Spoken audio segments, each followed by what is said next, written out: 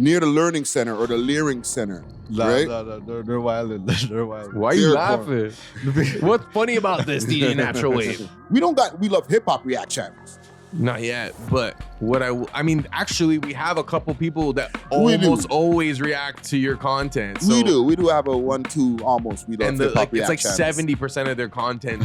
It's not about race. It's about state rats because their hands are dirty. Zara's about to get bare hate comments. Like, she's going for name brand baby fathers, like in the industry. What makes her different? And listen, with all due respect, all the old heads out there who are unilaterally having a freaking conniption hissy fit, calm down. We need to examine really our history right now, like fam. Nah, but if you believe in energy and shit, you know what I mean? Oh my God, this guy said energy. Nah, we're going there. AKA the cancer of the Toronto hip hop scene. Gee. You guys can see outside, right? It's kind of hard to see out the windows. See from your angle. Yeah, and right now the windows are not dirty, so for anybody in the audience, caricatures that we're watching now, but they're rich. There's a Bible verse I always refer to: "Man shall not live by bread alone." We love hip hop. Throw it on the screen over here. Can we play that again just to show Wyclef some love? Just run it. And the dancing. You put a lot of dancing involved. To me, that's a dub. Yeah, because even the beat, like, it just makes you wanna, makes you wanna vibe out.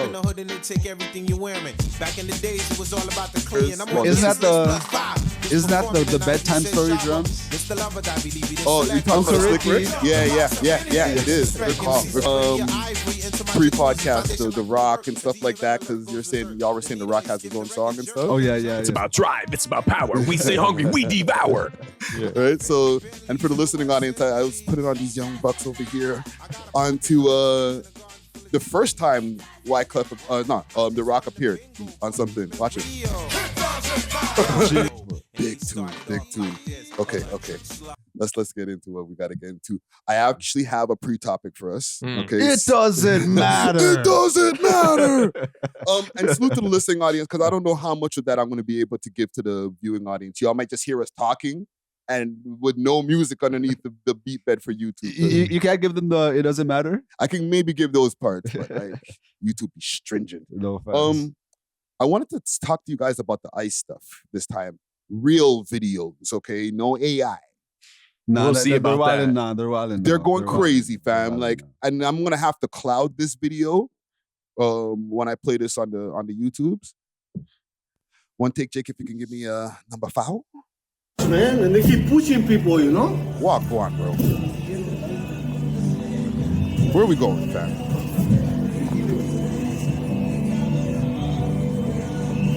This is just the beginning.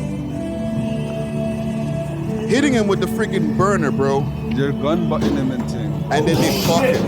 What the fuck? They killed him? Did they fucking kill that guy? Are you fucking kidding me, dude? Oh my God. Not again. Are you fucking kidding me? Not again. That guy's dead. I'm sorry to start the shit dark, but bruh. Holy, they smoked him, fam. This is in Minneapolis, like near the Learning Center or the Leering Center. Right? No, they're wilding. They're wilding. Why are you laughing? What's funny about this, DJ Natural Wave? No, I'm not laughing at the situation. It's a defense mechanism. When I get uncomfortable, like I start to laugh. So to the listening, I'm not laughing at the situation. It's just so crazy that like they're guaning like a gang. You know what I mean? Yes. They're moving with impunity, and obviously like the president is they're putting the battery in their back. Yes, giving them mad power. Nobody's penalizing them for this. The audience or like the general public is like shocked and appalled. Yeah. But I haven't heard about any arrest or anything like that. So I have a 2-part question. 1, actually 3. What the fuck's going on is 1. 2, that bringing back this ICE in Canada question that we were talking about last week. And 3, is this Nick Shirley's fault? Okay, 1, to answer what's going on. And y'all can answer any order. I don't care. To answer what's going on, and this might be a little bit of a controversial take, but in certain states, the local law enforcement are refusing to cooperate with ICE. You know what I mean? So instead of like ICE being able to utilize resources and being able to like, okay, let me use I could like search your database. I could like, you know what I mean? ICE is just moving kind of freestyle because like they don't know these ends, they don't know these people, they don't know what's going on, and they don't have the resources of the local police to be like, okay, oh, we're gonna show you our Minnesota badge, and then maybe they'll be more cooperative. So like ICE is just going in like, okay, the police is not helping us, maybe we have to turn it up even more. You know what I mean? So I feel like there's kind of like a disconnect there. You know what I mean? So like ICE feels like they have to kind of go crazy, and then the people, because like they're rebelling or whatever, like it's just like they said that the guy had a gun, right? Yeah. So it's not like the guy wasn't armed, but he also had the right to have his gun. And he was also getting jumped by 5 dudes. That is also true, right? But they said he had seen him with a gun earlier or something like that. I was hearing from the reports. And then he went back to where he was, and then he got into the altercation with the ICE agents, and then he pulled out his gun. Oh, he pulled it out on the ICE agents? This is what they're saying in some of the reports. I don't know, because there's other reports saying that this man, like, one, has a right to be armed, and he didn't pull out shit. Well, right? also, if you're getting jumped by 5 dudes, like, that's probably the best time to pull out the Bro, strap one of them that you was have on you. gun-butting him, fam. We've seen in the video, one guy was gun-butting the guy, bro. And the thing is, okay, the reason why I bring up the local law enforcement and stuff is because any man could put on like an army vest and start saying, "Yo, I'm ICE, wagwan, like give me your whip." You know what I mean? Like, oh, I need to, you know what I mean? So like, for the locals, I do understand why they are resisting, because it's like, like you said, if 5 mans just hop out in like a minivan, start yelling and shouting at you, like you're gonna be fight or flight type thing. You know what I mean? So like, I don't know. It's just a crazy, like, immovable force versus like removable. Like, you know, whatever that saying is. Type. Yeah, and I feel like they operate almost outside the law. So it's like, how are you even getting away with this? I think this is disgusting. I don't even care how they justify it. Like, and this guy was a citizen as well. He wasn't an illegal. No. So, and I seen what, like, Trump went to. He was a citizen? He's just a regular white dude. But even if he wasn't illegal, you're gonna pop him? No, but like I feel like for them, it's like they're like more impartial, you know, to like the illegals. Like, okay, well, the illegals are doing this, that, so we could do this. But it's like it's just you know. And I feel like he's white, eh? That's even you're like even worse. No, I'm just like, what did he do to make them think that he wasn't from the country? Like, fam, they don't have any requirements, bro. And like you said, anyone could just put on a fit and say they're ICE. So if you did have local police forces like cooperating with ICE and trying to make sure that everything is kind of going according to protocol, then you probably avoid these types of situations. Blah, blah, check, bam, okay, he's good. Okay, well, let's pull it up. One take, Jake, if you could assist me with number 4 over here. Because I went on ChatGPT and found out what the requirements are to be an ICE agent. So U.S. citizen, between 21 and 37 years old, valid U.S. driver's license, pass a background investigation, pass a polygraph, pass drug screening, pass medical and physical fitness test, pass felony convictions, selective service registration if applicable, right? Bachelor degree or 3 relevant years of work experience or a combination of educations plus experience. What's relevant years of work experience? Probably like a bouncer. Like, let's say you were a bouncer for 3 years. That's like, yo, you know, I've stuffed a couple dudes. It's like, you're in. I like the jib. I like the cut of your jib. Yeah. Right. Relevant experiences include law enforcement, military service, corrections, security investigation. Got him. Right. Physical requirements: ability to run, push-ups, and sit-ups. Any man could do this. Literally any man. And basic tactics, defense tactics, and firearms qualifications. So if you can own a gun. Your training is only 13 weeks. 13 weeks. What is that in like what? 3 months? 4 months tops? That's 13 weeks is 3 months. It's 3 months and a week. 3 months. That's not even that's bro. Yo, our winter lasts longer than that, bro. But here's the thing, like ideologically, right? Like if you're the type of person who wants to be an ICE agent, most likely there's more of an ideological incentive where you actually want the illegals out. You want to fulfill the role that ICE is trying to display. So I think a lot of the dudes there, like they either harbor some sort of like, I don't want to say racist sentiments, but like, or maybe violent tendencies. They're like, yo, you're telling me I could just jump people all day? That's what it is. I don't think it's racist because it's been white people getting smoked so far. But maybe there's the liberal whites are getting smoked. You know, that's what's and white, like racist whites hate liberal whites. Yeah, you're in the way. Yeah. Yeah. It's kind of like when it was like, remember the North versus the South, when the whole like, Civil War? yeah, exactly. Yeah. I Yeah. feel like that is starting to happen in America. Like it's starting to feel that way where it's like the right versus the left. Yeah. You know what I Instead of mean? Civil War. It's not about race, it's about state rights. And do you think they're trying to like, this could be get back for when mans try to smoke Trump? Because they're saying that it was a liberal youth. You know what I mean? So it's like, yo, okay, all you liberal whites, it's on site for you guys now. Yeah, but there are like, anyone with blue hair, you gotta have a red shirt. but there are black ICE agents. But it's like, I feel like a lot of the ICE agents are trying to preserve a version of America that they see as the ideal version. And I feel like that ideal version is the one that was rooted in white supremacy. And the version that they see now of America is this like melting pot disaster in their mind, you know? And also some of those guys are considered Toms too, you know what I'm saying? Uncle What's a Toms. Tom? Oh, Uncle Yeah. Tom. What about the Leering Center aspect? Nick Shirley, so you really want to put this on Nick Shirley? Listen, in that video, the second video, the Somali guys were going at him crazy, saying if Somali people die, it's gonna be on your head because you're making us, you're demonizing us and stuff like that. Now they're in Minneapolis, they're in Minnesota, they're all over the place. Freaking ICE agents are all over. These videos have millions of views. So someone goes to like Mexico or whatever and like does a documentary on like the narco terrorism or whatever, and then that infantry or whatever gets smoked. Is it okay? How am I trying to say this? I'm not gonna say like I already got you, but keep going. you know what I mean. Is it the fault of the person that did the documentary, or is it the fault of the criminals that were doing crimes? They'll say both. They'll be like, one of the guys dry snitched, who was the journalist, and the group that's actually perpetrating these actions are committing crime. So it's like, I feel like in that situation with Nick Shirley, like some of that community doesn't want to take accountability for the scam. So they were like, oh, you're anti-Muslim, you're Islamophobic. Like they start throwing these like terms to kind of like make you look bad and demonize you because their hands are dirty. Zara's about to get bear hate comments.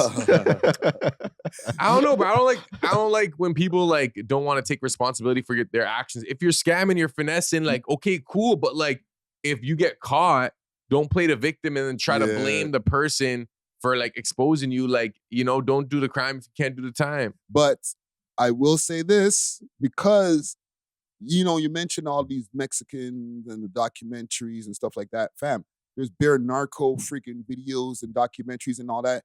And look who they're trying to get out of their country. They're trying to get mad Mexicans and freaking undocumented migrants and all that out of their country. So that's their public enemy number one, even though Mexicans are voting for Trump.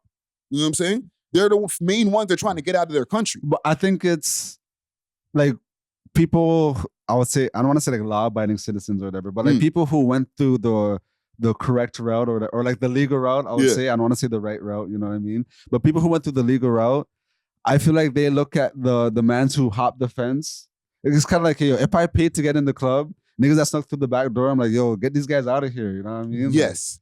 But the problem like, how's this guy allowed in the booth, bro? I just paid $5 for this booth. This guy just in the booth. I went to the festival, you know, I paid a band to get my spot, and niggas they broke down the fence and shit, and then got a better spot than me. And there's no consequences? Yes, but the Somali community, and I'm not here to defend the fraud, because I agree with you. They got to take accountability for some of that stuff. It can't just all be faults.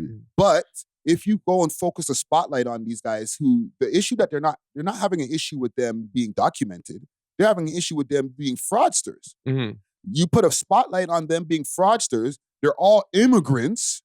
Now, it might entice ICE agents to be like, how many of those immigrants are actually documented? And now they do have a target on their back. Yes, but if you're not doing anything wrong, well, I guess unfortunately some innocents do get caught by ICE. So it's like, I can't even say. Shot. Yeah, but typically 99% of the time, if you're here not doing anything wrong and you have the, you know, proper paperwork, you're good. Yeah. And you should have that confidence. You shouldn't be like, oh, like, because I understand that Nick Shirley's like documentary or whatever kind of shaped perception. And I'm sure these ICE agents are probably like, oh, these scamming Somalis in Minnesota, blah, blah, blah. Like some of them might think like that, right? They're probably not even documented. Yeah, you know, but as long as your trail is good and you have confidence in that, then I think you'll be fine, bro. I think it's on fault of the Minnesota government. Because they're like, oh, if ICE comes through, we're not gonna help them. Like, and they're kind of like rallying the people to rebel against ICE. So they're creating this environment of like hostility. You know what I mean? So like now the people are like, okay, when ICE pulls up, we're ready for them. That's why mans are on road with their strap.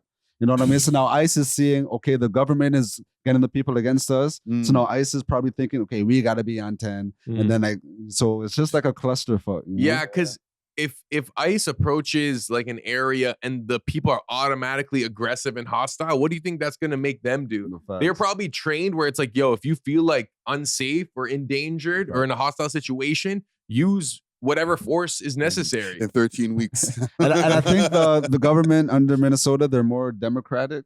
Yeah. So like they were rocking with the Biden, and you know what I mean? So like they're not trying to, I guess, cooperate with this Trump shit. You know what I mean? Which I think makes it worse, which creates situations like this. You know? But, it's a sad shit. That's kind of the irony of, I guess, democracy, where if we had like absolute rulership or a dictatorship, whatever Trump says goes, and like no one will argue. And if you argue, you're not going to be a senator anymore. You know what I'm saying? True. So it is good to have democracy, but when you have it like fragmented ideologically, where it's like you guys work for the same place, but you hate my views, I hate your views. You're gonna have this like disorganization. Whereas like, bro, North Korea, if the man wanted to do something, it's being done. You know, like you need like, I feel like humans, we naturally kind of grew up like, I guess from a civilization perspective with one leader, and everyone rated that one leader because he had that authority. You know, like dictatorship, I feel like is more our natural tendency than this like democracy. You think so? Yes. I feel like there was always like even if we look at it like locally, there was like one chief tribesman, and his authority trumped everyone else's, and like you kind of were in line with him. Because when I think back to like, you know, ancient days, like Kemet days and stuff or whatever, even like Egypt days, there's always like kings and queens. A pharaoh who's literally ordained by God. Exactly. You know, like there wasn't like, I see what you mean. No, there was no members of parliament. You know what I'm saying? You might have a 1-2 people. It's like, yeah, I know the pharaoh, and the pharaoh told me to manage this area, but like I still work for the pharaoh. You know. So it might go to that saying that they say too many hands in the kitchen make the food spoil. Free doom. We got deep right there, man. Okay, let's start the podcast. Speaking of Wyclef, I don't have any Wyclef stories, but I just feel like playing that song again, man. That song was fire. Man, brought it back. The refugee camp, and you're about to smell what the rock is cooking. But speaking of Lauryn Hill, a lot of those earthy shorties be bops.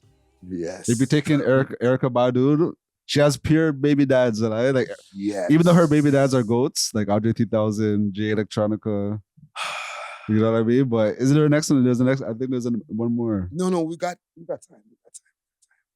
Is it Common in there as well? Before we get to the backs and stuff, like Common's not one of them. But them being goats, does that make it any better, fam? I think it makes it worse. It's like she's going for name brand baby fathers, like in the industry. What makes her different? And listen, with all due respect, all the old heads out there who are unilaterally having a freaking conniption hissy fit, calm down. We need to examine really our history right now. Like, fam, you got J Electronica, you got Stick, or I forget which guy from Dead Prez, and you got Andre 3000, who's the original baby dad. Okay, but I think that's better than like Joe from down the street. Yeah, lame ass bum ass niggas. Okay, but what's the difference between her and Drea from Basketball Wives? Well, Drea wasn't spitting that hot fire. Drea doesn't have classic legendary. She's spitting the hot fire on Sutton. She was spitting. You know what I'm saying? Definitely spitting. Or swallowing. You never know. I think with Drea, all that's legendary with her is her pokes, you know. But with Erykah Badu, she has a legendary poke. She has a legendary spokes. Yes. You know what I mean? She has a legendary pen, legendary everything. Okay, but she's also has 3 different baby dads that we all know their catalog. Do you think that takes away from her legacy or adds to it? I think that adds to it. Whereas like, because the way how they see it as like, oh, her pussy's so powerful, she only attracts the godliest of niggas, and then she discards them and then recreates with another god. And then now she has angels roaming the earth. You know what I mean? Also, Do you know, believe the word that you're saying? but if you think about it, like, hey, imagine like Zeus and like Aphrodite link up, Mhm. and then they make Hercules. You know what I mean? And then what? Aphrodite links up with fucking like A next god. you know what I mean? Nah, I think it takes away. That's and then now she has Stop like at Zeus. and then she has like our harem of like gods that have like different superpowers. Because like Hercules could probably only do shit that Zeus gave him. You know what I mean? But like Hermes or whatever, like one of the other gods probably gave him like, oh, now this nigga could like be invisible and like transport dimensions and shit. You know what I mean? It's almost like it makes her a goddess of fertility. Oh my God. This sounds Amongst like other massive things. levels of cope, like hip hop cope right here. No, but that's like natural. Because Natural knows the spiritual shorties, so I feel like he's saying exactly what they no, want to hear. but if you believe in energy and shit, you know what I Oh mean? my God, this guy said energy. Nah, Let's go. we're going there. If you believe in energy and shit, like you would want to procreate with like the top tier humans rather than like some low vibrational. Okay, would you want your daughter to have 3 separate baby fathers, even if they're all successful? Or They're would all you rather lit, have fam. one baby father? Yo, they're all legendary Your daughter, rappers. if you had a daughter. Well, my daughter. Listen to their pen. She's a goddess. Remember, she's spreading the gods and the goddesses across the earth. No, exactly. And me, I know like nothing lasts forever, so I wouldn't want her to stay in a relationship with someone that's like it's toxic or like it becomes low vibrational just because like, oh, we have to make this work on some like one baby dad shit. You know what I Nah, mean? you're Like, not even answering my question. Would you want her to have 3 separate baby fathers? Yes or no? With a hot pen. And they made, what is that song there? Exhibit C. I just want a yes or no. okay, if I'm at my dinner table and I have Andre 3000, J Electronica, and that next nigga there, I'm not gonna be mad at it. So rather than fucking one bum ass nigga who like she known for her whole life, but he hasn't done shit for her, hasn't done shit for himself, he hasn't done anything to accomplish nothing. You know what I mean? I would. So it depends on the quality of the baby fathers. If it's 3 successful baby fathers, you're cool with it. But if it's 3 separate baby fathers and they're all average, how Because you kings feeling? could recognize other kings, so I'm like, now we could all build up the kingdom together. You know what I mean? Okay, so let's take this away from rap for a second because it sounds cool when all of these guys have classic albums. They made Aquemini and all these different things. It's bigger than hip hop. Take 3 rich ass basketball players. One guy just crazy 3-point shooter, freaking, and we're not gonna say Steph and all these different guys who are already married. Just guys who have those kind of stats. Okay, and sit these 3 basketball players at the table with your daughter. It's cool. Okay, look, I'll bring a real example.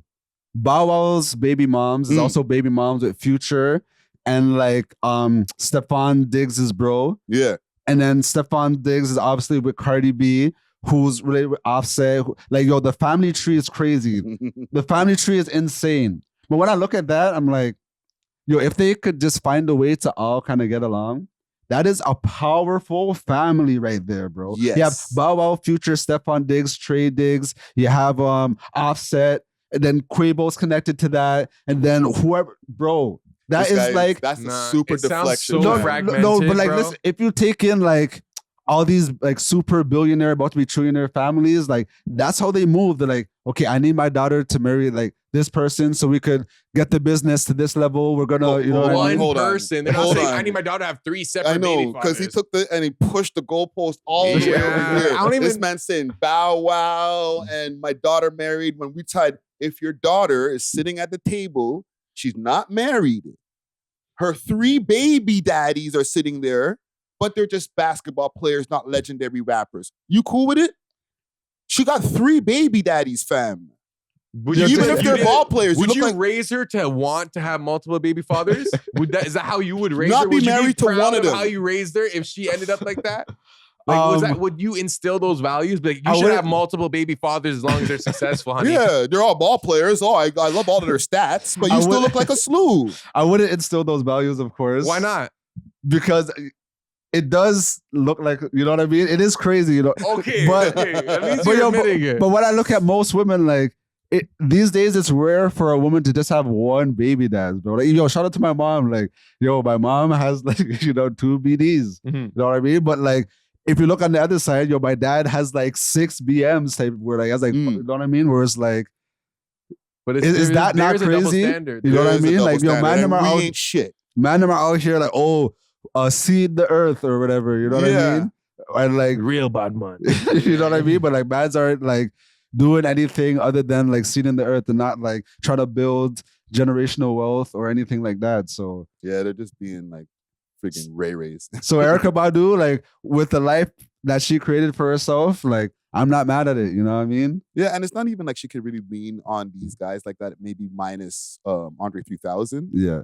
Because like, J Electronica ain't really dropping shit that people care about. Yeah, and she's more legendary than most of her BDs. Yeah, she probably got more bread than freaking Stickman or I forget the other guy. Sticky from, fingers. Don't mix him up because Okay, that's a whole my other bad. rapper. Okay, my right? bad, my bad, my Stickman bad. from Dead Prez. Mhm. If that's, it might be the other guy. I might be mistaken. You should But, chat GPT that. yeah, but But would you want your daughter looking This up to guy's Harper. Erykah Badu, being like, well, Erykah Badu has 3 baby dads. I want to be like Erykah Badu. as Would long that- as they're lit. As long as they're lit. Like, to be honest, I don't even think any man here would want that for their daughter. Like I if my daughter came home like and it wasn't like back to back. If it was how Erykah Badu did it, I wouldn't be mad at it still. Like to me, I'm like, yo, like, bro, my family just went from like a couple gods to like, bro, the whole super, you know what I mean? Like More money Debbie, too. you know what I mean? Like that's Yeah. crazy, dog. Yeah. Okay, let's start the podcast because like, I feel like I'm about to do too many chat GPT searches. Comment gang.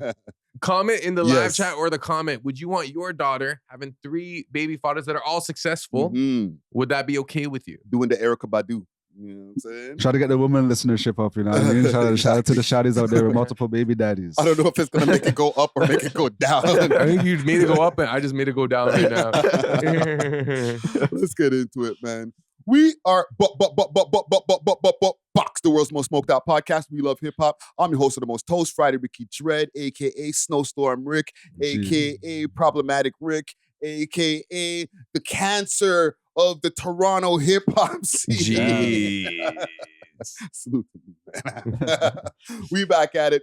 We Love Hip Hop Studios, episode 652. We got back in the building, the Turkish Thrill. Yeah. You might see him on your Instagram screen with a bunch of pretty ladies in front of him doing his damn thing. Mhm. Okay, you might see him at the club spinning the records, lights flashing, and on your Instagram screen. DJs are in the motherfucking building. Let's go, sir, man. Yes, sir. DJs are, aka Pearl Sound, aka Young Shawarma, aka Cheeseburger, aka The Ruiner, aka Zarly Kirk, back at it like a crack addict. Let's go, aliases. man. The Ruiner. I was gonna think of more. You know what I'm saying? The Ruiner. I'm keeping that one. So I like it. I like it. I forgot about that one right there. I'll never forget. But welcome back, man. Welcome Yes, back, sir. man. And we got the shit disturber himself. Sheesh. You might see him also on your Instagram screen, turning it up, okay? Giving you your dance hall knowledge, Mad. okay? DJ extraordinaire. Hiya. Concert or party promoter extraordinaire. Okay? Jeez. You might see him scooping your shorty at any time if you ain't keeping your eyes on her. With a mustache, man. But DJ Natural Wave in the motherfucking building. Let's go. Man. Holy Manuel, I King Selassie, I Ja, Rastafari. Rastafari. Mad. Oh, Shout you out- Rasta? Not yet, you know. Okay. But shout out all my Rastas out there, you know what I Shout mean? out, big up. I used to be a Rasta. Oh, for real, eh? Yeah. I started the dreads all the way down to the middle of my back. Bro. Oh, that's crazy. Man, Right. why'd you stop? I don't know. I was out there selling crack and coke and freaking Okay, so you were living up smoking to the cigarettes and smashing white women. your and- fashion dress. I was trying to be the real deal. You know what I'm Yeah. saying? Quickly, like I went to Barbados one time with my dreads and I was still eating meat paws, right? Yeah. And they shunned me. My brethren was like, yo, Rasta not eating no meat in our brethren. Rasta's supposed to be vegetarian. And then from there, I went to the whole pescatarian thing Yeah. or whatever, just was only eating fish. And I feel like there should be a pause, but no pause, right? And then after a while, I just gave up, bro. And then I went on the run and all that. Cut off the dreads. Shit Yeah. happens. Gentlemen, before we get into anything, I want to give a quick salute to the sponsors. We're sloppy all over the place today with the pod today. Bro, just for the people to know, man, again, I'm going to reiterate the best pod crew in the fucking world right here. Right? We are in the middle of, like, if you guys could see outside, right?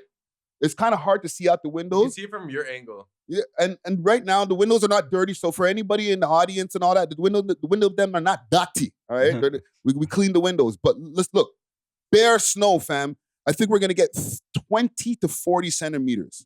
Holy right? shoot. Yeah. That's what I was seeing on CP24. 20 to 40 centimeters. Right? I didn't even drive in here today. I actually took the TTC after a long time of not taking the TTC. Smoothest ride over. Yeah, I didn't even see no crackheads on the TTC today. It was Not very one. calm. Yeah, Now, yeah. because even they found somewhere to go in the storms. Yeah, I'm good today. Yeah.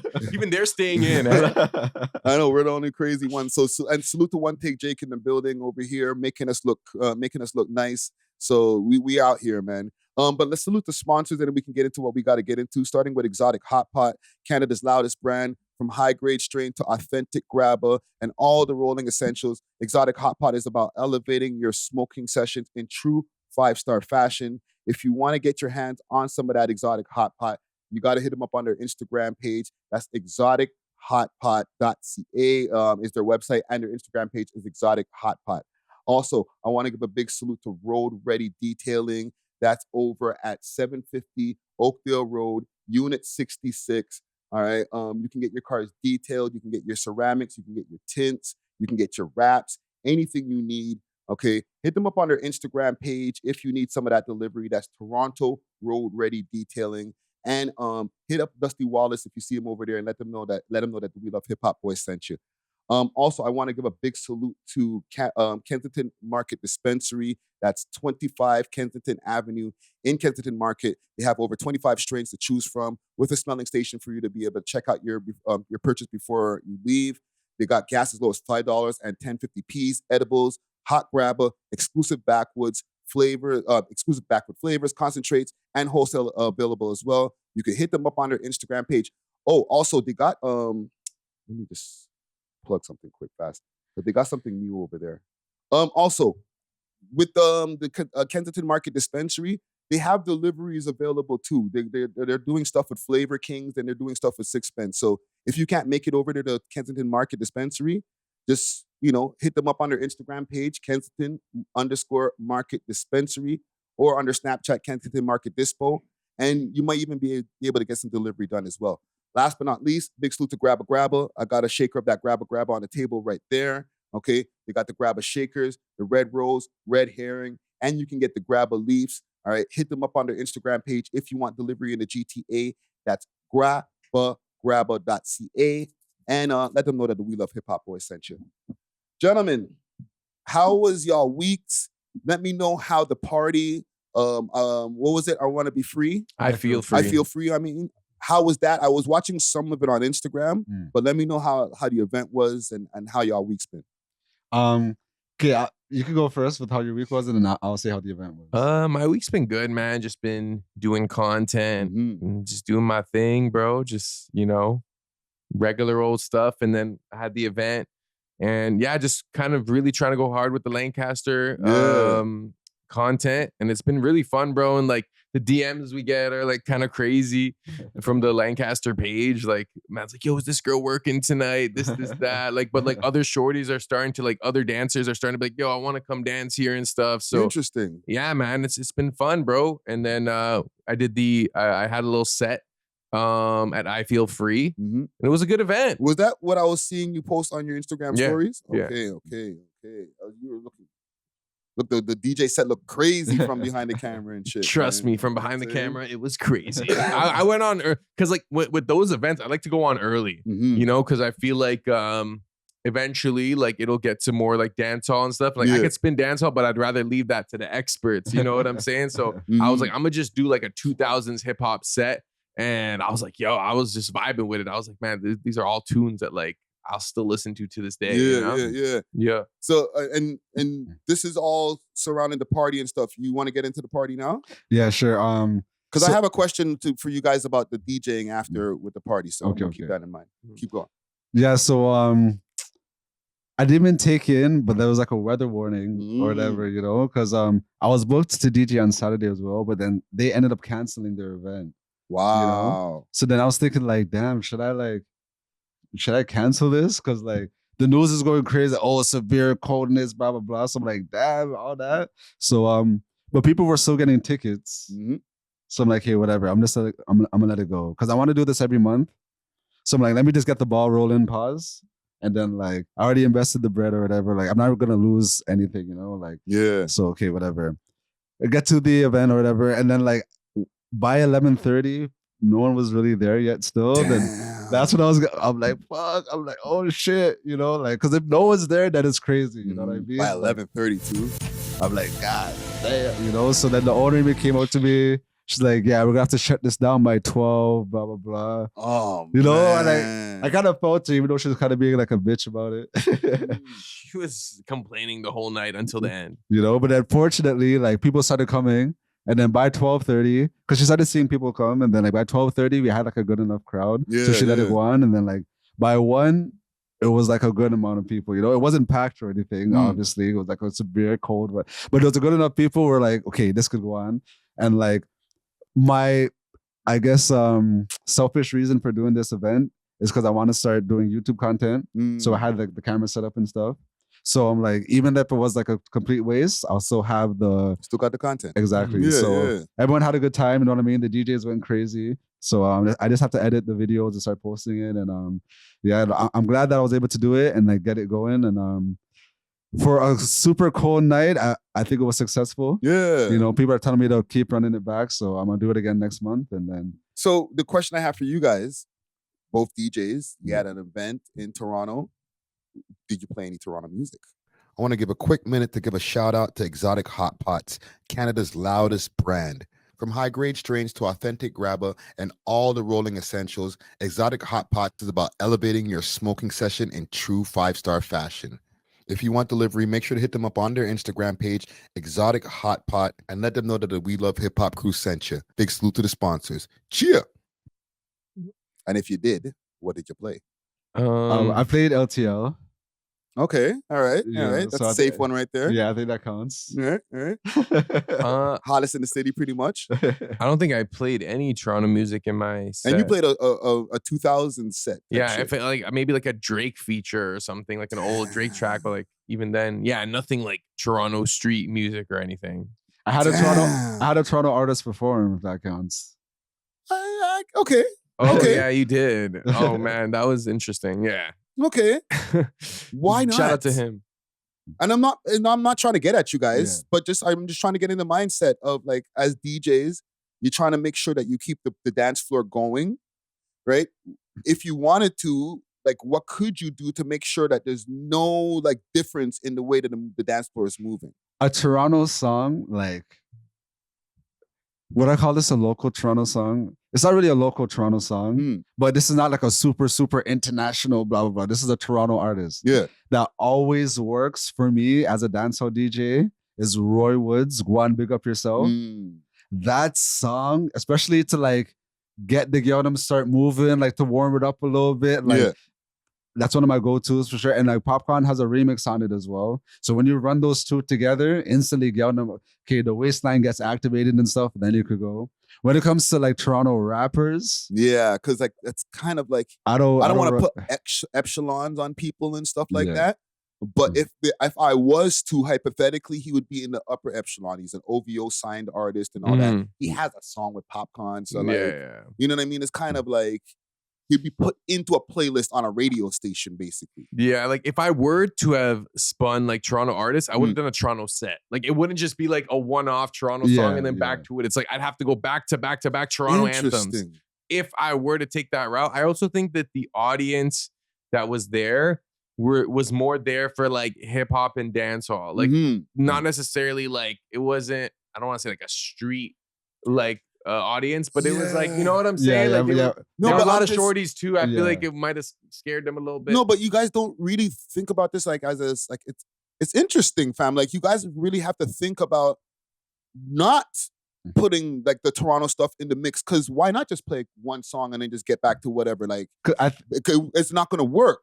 It is so easy to not play a Toronto song. You're not like, facts. oh no, like how am I not going to play Pressa? Let me not answer the question already. Like, would it work, or you just choose not to?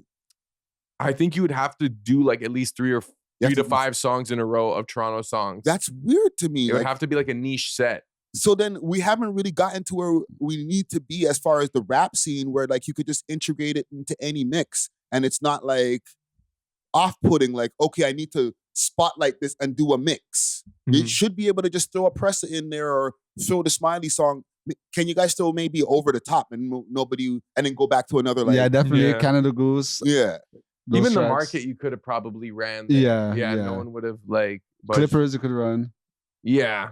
But I think back in the day, you could incorporate the Toronto music with like, I don't know, like ASAP Ferg after, or like No Limit, or like you could with like major rap songs. It wasn't happening that much back then neither. You would probably have to play a set back then neither. That's what I'm saying. Like 10 I think years later, it's still happening. I think it was just my audience, you know, because like my audience is really the street audience. It's more so like, yeah, them, I just want to whine and shit. You know what I mean? Like, but the fact that it has to be the street audience for people to be able to reciprocate to that, it's kind of like, doesn't it sound kind of limiting, fam? Because the music is limiting, you know? The music itself is, but I guarantee you that if we ran like a set and you built up to like a Grizzly de Blanco, like people would have been going crazy. Yeah, definitely. You can't just like run it randomly and get back to it. Like you'd have to build up to it, I feel. That's I don't know. I don't want to call it weird. I think it's interesting to me. Yeah. We need to like maybe examine that on another day where like we can like really flush this out. But like just the fact that the music scene that's been here for so long, legends, biggest rappers in the world, biggest rapper and R&B stars in the world, only them you can just integrate into a friggin', you're not even integrating them. They're just part of the norm. But I think that's the same everywhere. Like if I went to like a New York club, I feel like you might have to play a drill set. Yeah, if they're gonna play like the local rappers, they would have to do like a drill set. You know what I mean? Yeah. And then, if not, then like if they're playing New York rappers, then they're gonna play like the Jay-Z's, the major or, like, ones, or like the Fabio 4 one, kind of like how I mentioned where it was. Yeah, but I don't even think that that's part of like if you're playing Jay-Z, like unless like you're in a club where it's not like. Yeah, but it's not a New York set, but it's kind of like if you play Drake, it's not like a Toronto set. Exactly. You know? They have way more of those in New York that you don't have to make a set. You're just playing a Cardi B song, or you're just playing whoever from New York. Than Toronto, fam. Like you literally have to like spotlight it for the crowd to be able to digest it, fam. That's kind of like interesting.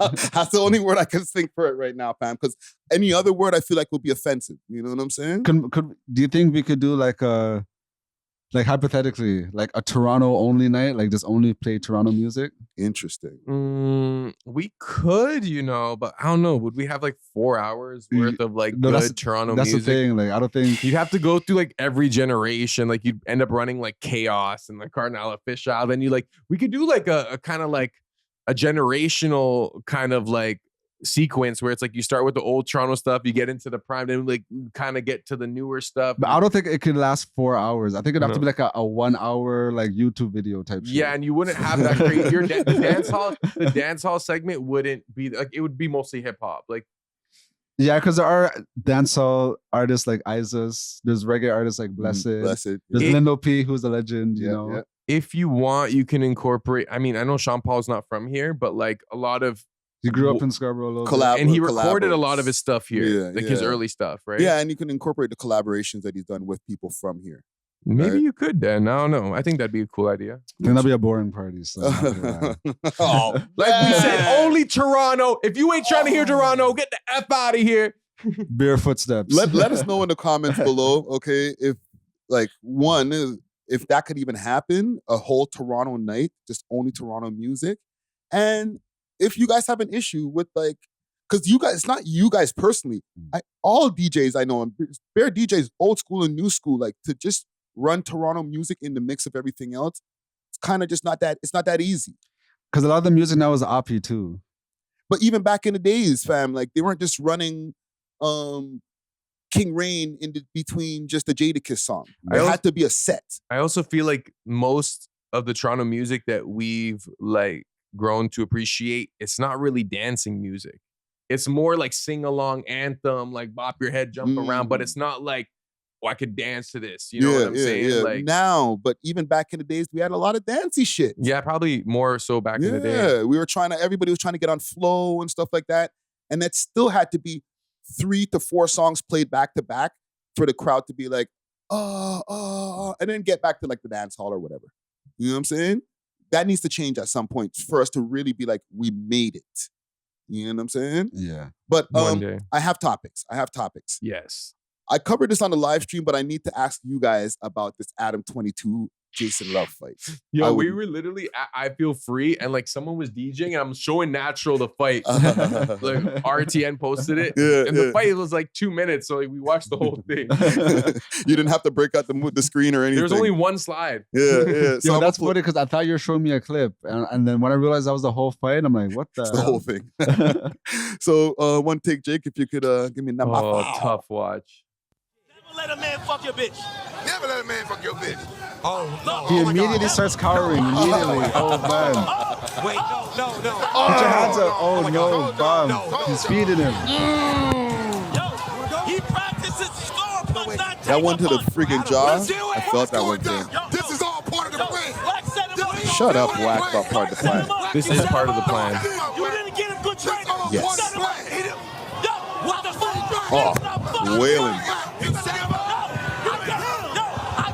That fell through the ropes. Don't worry, I can play the whole clip. The whole clip is the whole fight. It was at this moment. Hey, listen, bro. Hey, listen. Check this out. He didn't evenly match though, like weight wise. Kind of. They're both like the same height and like reach and stuff. This Adam is just a pussy. And Jason Love's a little bit bigger.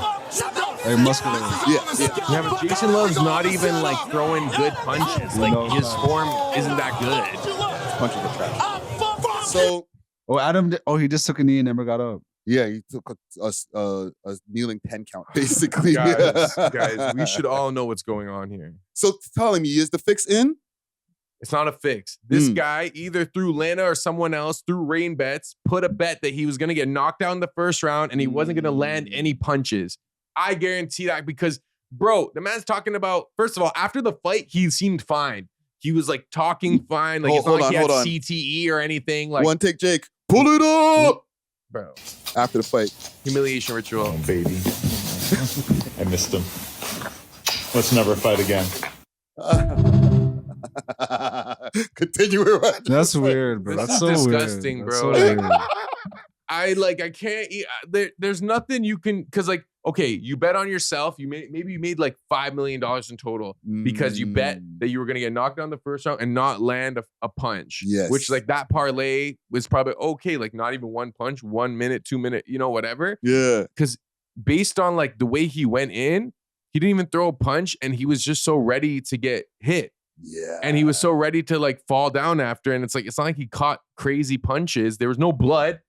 You know what I'm saying? He seemed fine after in the post interview. Lena hugged him, looking excited because they probably hit like a $5 million like parlay. Yeah. And not only rain bets, they probably bet on other things that they're not even involved with. Because there's all these new betting companies where you don't even have to just bet on like sports. You can bet on how much snow is going to fall on the ground. Is it going to be 30 or 40 centimeters and win money on that? Or too. like, are they going to shake hands before the fight? Yeah. Like that type of stuff. So that's my opinion because only because it didn't seem like he even tried to fight. And probably if they tried, Jason Love would still win. Yeah. But like, it was just so obvious to me that one, this was either some type of humiliation ritual or it was part of a bigger play. Either way, to me, he lost all respect as a journalist, no jumper, everything as a man, as a human, bro. Like, because I feel like before it was like, okay, yeah, he's kind of a cuck, but like at least some of his content was good. Now your content is ass.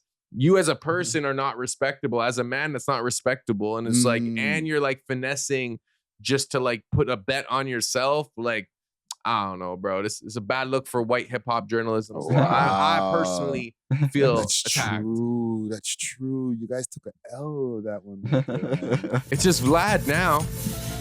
And you know what? They were all pretty happy. And you just mentioned Vlad.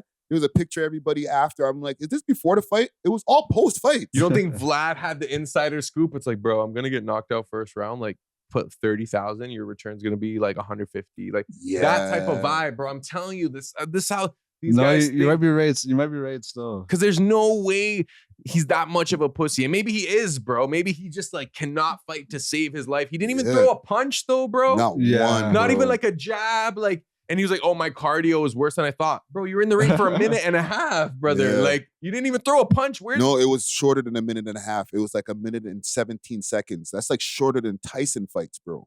So like, in the sense of, okay, I didn't have to put, like, I just had to go in the ring for literally 60 seconds. You know what I mean? Catch a 1-2 punch that didn't even hurt that much. No face damage. And then now I'm up 6 million. For him, he's probably like, okay, I can sleep with that, but like, I think the reputation hits is just like, to me, I already thought he was like already like unrecoverable, but this is like the nail in the coffin, bro. So this, you guys think it's done's over the reputation? Because we spoke about this a few weeks ago when they first announced it, that like if he loses, it's a wrap for him. Like people are not gonna they're not gonna consume his content anymore. You guys still think that? Because it did have a good turnout as far as like the viewership.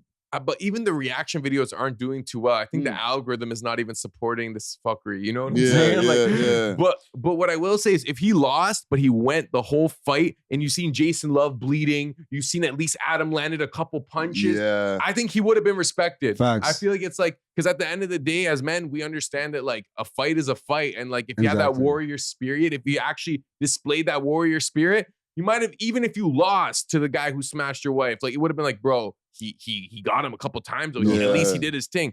This was like clear like cowardice. And it's just like, I don't think he would do that by accident. Like, I feel like it would be like, oh, well, I'm just going to like go like this the whole time and let him fight. And as soon as he gets hit, take a knee, like, bro, I'm disgusted. I feel like he already didn't have a large woman audience. And then, okay, the cuck stuff kind of ruined the male audience. Then seeing, like you said, this cowardice act is like, this is like further isolating the male audience, where it's like, who's gonna want to watch? Like me, I like to watch people who like I either aspire to be or I feel like I could get a lot of value from. But like, what value are you getting from this guy? I don't want to diss, even though I guess we are dissing, but like, bro, when you go watch their platform, it's just a bunch of like West Coast guys arguing at the table. Like nobody's really going to No Jumper for hot hip hop takes. Like, Facts. what do you think about what's going on with friggin' Lil Uzi or whoever is in the news? Like, nobody's going to No Jumper to hear that. They're going to see if their co-hosts are going to actually hit each other when they're arguing. Yeah, and I think this is a display of, and shout out to Underground Nation. I think his name is like Rogue Nation now, or like Rogue Podcast. But remember when you called him a clout chaser? This is clout chasing on like a way worse level, because it's like you're clout chasing at the cost of your own reputation, at the cost of how people view you as a man. It's Your not dignity. even worth. Yeah, it's not even worth the clout that you're gonna get. And I'm sure it was probably worth the money. It's like, bro, all I gotta do is take a few punches and I'm up 5 mil. But like, now what? Now it's like you might not make more money because people don't want to come on your platform. You're not a respected journalist anymore. Yes, but you mentioned the money, and I don't want to make it about the money, but like the amount of money that Adam 22 has, because like I know he has that I don't give a fuck factor going on right now. Like, I don't care what any of you guys say about me. You call me cuck, whatever. Like, he's leaning into it. He'll say in his comments, I don't want to hear anybody call me cuck anymore in this after this post in the comments. And it's like, you're saying it because you want them to say it. It's like rage baiting. Yeah, so like at this point, has the amount of money that he's made, because we don't know what his bank account is. It could be like 30 million for all we know, where he's like, you know what? I don't even care, bro. I'm so rich.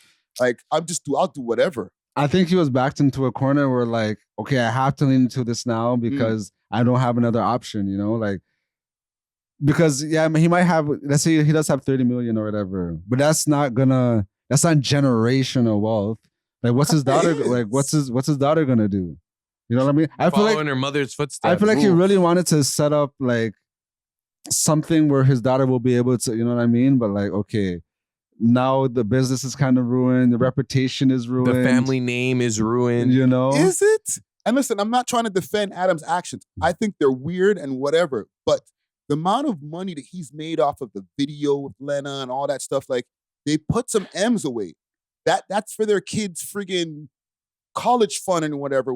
Like they're making way more bread than the average person.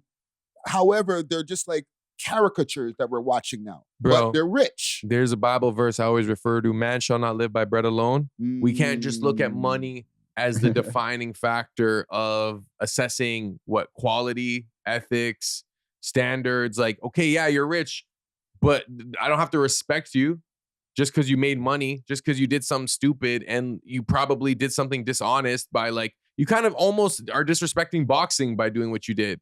And the dishonest thing that I wouldn't even say was the boxing thing. It might have been like the coin, the pump and dump that he did. Even that, like, I'm just saying, integrity is so important, bro, because, like, at the end of the day, yeah, you can hit these little licks for money, blah, blah, blah, but things will catch up, bro. Like, yeah, I don't mean to bring it to top 5, but, like, you know, he's making money doing whatever he was doing, but, like, allegedly. the way, allegedly, because that's your boy, and hopefully he pulls up to the pod. But just because you're making money, it's kind of like people respect the journey sometimes. It's like, how did you make that money? Exactly. You know, it's like, oh, I made 5 million. How do you do it? Oh, I got beat up by the man who friggin' smashed my wife on camera twice. And a lot of nutted in her. Yes. And a lot of the times, like the lifestyle that they're living takes up like 60% of what they be making. You know what I mean? So like, okay, yeah, they might be making a lot of money, but a lot of money is also going out. So that's why they have to keep doing these pump and dumps or like these weird sex videos or weird boxing, you know, like every year they have to pop out with something new to kind of keep the gravy train going. Like, I feel like after they got married, they would have loved to just ride off in the sunset with their daughter, but it's like, damn, bro, like, would they? Because like they got married, they were already up, and then they just went further. But like, okay, let's say they had like 20 million at the time or whatever. Maybe not that much. They weren't that much. Okay, but see, okay, let's say they had 10 million. Okay. You can't just like stop working. You know what I mean? Like, because your overhead's probably like 100 bands a month or something. You know what I mean? Yeah, like, yeah. You could probably take a month off and you realize like, wait, yo, like our bills is actually kind of high. We have to have money to keep coming in. We can't just like turn on that camera. You know what I mean? And I also think No Jumper isn't generating as much money as it did at its peak to justify the expenses. So he has all these staff that he has to pay. He has the building that he has to pay for it, but they're not making money off the YouTube. So maybe this was his way of trying to keep No Jumper alive for another 2 years. That's why he fired everybody. Like T-Rel and No, they left. Okay, don't rewrite the history. They left. T-Rel, AD, and all them. They freaking upped and they left. But he did do a firing after, and he did say that he was glad that they left because he said he was wasting money on them because he wasn't making money off the YouTube, which is why he was more so leaning into the corn. I gotta stop you again because that was when he was in his heyday or part of his heyday. Yeah, and when they left, the reputation that he got, especially even with the whole house phone and everything, because house phone left at the time too, they were seeing a super decline in views and people were unsubscribing to their channel. So he'll say that, but it was part of the best times of the network. But okay, my bad. But YouTube pays well, you know what I mean? But I don't think it pays well enough for like you could have a full-time staff, full-time camera crew, and pay everybody, you know what I mean? So like when I say he wasn't making money, I'm not gonna say like he was in the red, but I don't think it was like making M's off the YouTube, you know what I mean? To justify, I'm gonna pay AD top dollar, T-Row top dollar, I'm gonna have all these shows, pay for artists to come through to do interviews. He was overextending his reach for real, at the time. He's probably making a lot of his money from the social media promo and like, send us your songs, pay us this much, and we'll react to your songs. Yes, and at one point they lost that one of their Instagrams. They got it back after, but they had lost it for a substantial amount of time. And he was saying, that shit hurts. Yeah, that's probably the majority of his income. Yeah. Plus, I feel like he even undermined the corn revenue because now that you're cool with Lana doing scenes with other people, I'm pretty sure the majority of people tune in for Lena. Mhm. They're not too like because the majority of corn users are men. Yeah. You know what I'm saying? We So don't care it's who like the guy is. yeah, they don't. Yeah, like they're already used to whatever Adam Yeah. got going, but like they want to see Lena do. And Lena, she does her thing independently. Mhm. She doesn't even do it with Adam when she's doing like other scenes, unless it was with that one guy, Lil something. I forgot what this guy's name was when they did that Look, show. Yeah. When they did that show, like who could and I don't know, but I feel like his antics are kind of like running out, and he's kind of like reaching for like some new gimmick. I think they Because ran out, bro. this was his last kind of, you know how you're saying the boxing is a decline? Like, I don't know what's next for him at this point. We don't care about your channel. We don't even care about seeing your wife get smashed by other dudes. We're used to that. You And know what I'm after saying? this performance, we don't even care to see him box again. Yeah, nobody's gonna watch that. He can't pop out and say, "Okay, I'm gonna fight this guy now." It's Nah. like, no, like That shit is dead. What the last thing that he will get is what people are gonna. People want to see what he's gonna say on the next time he shows up on camera. So he'll get like a high spike in viewership from his return after the boxing match, and then after that, it's just like, all right, we got to find another gimmick. Would you rather be unknown or be known universally, but as like a clown or an Unknown. unrespected man? That's a good question because I was about to ask you guys kind of the same, like would you switch places with Adam? But like it's just kind of the same question, right? I'd rather be broke. okay, I would have switched places with Adam. I wouldn't mind like him being known as like a clown because like Neon was known as a clown, but he was able to use the PR to kind of like switch his perception. So like even like Kanye, I would switch places with Kanye. You know what I mean? Like I feel like he's still salvageable. You know what I mean? And he's been known as a clown. But Kanye has legendary music. Yeah. So it's like there's always going to be that respect.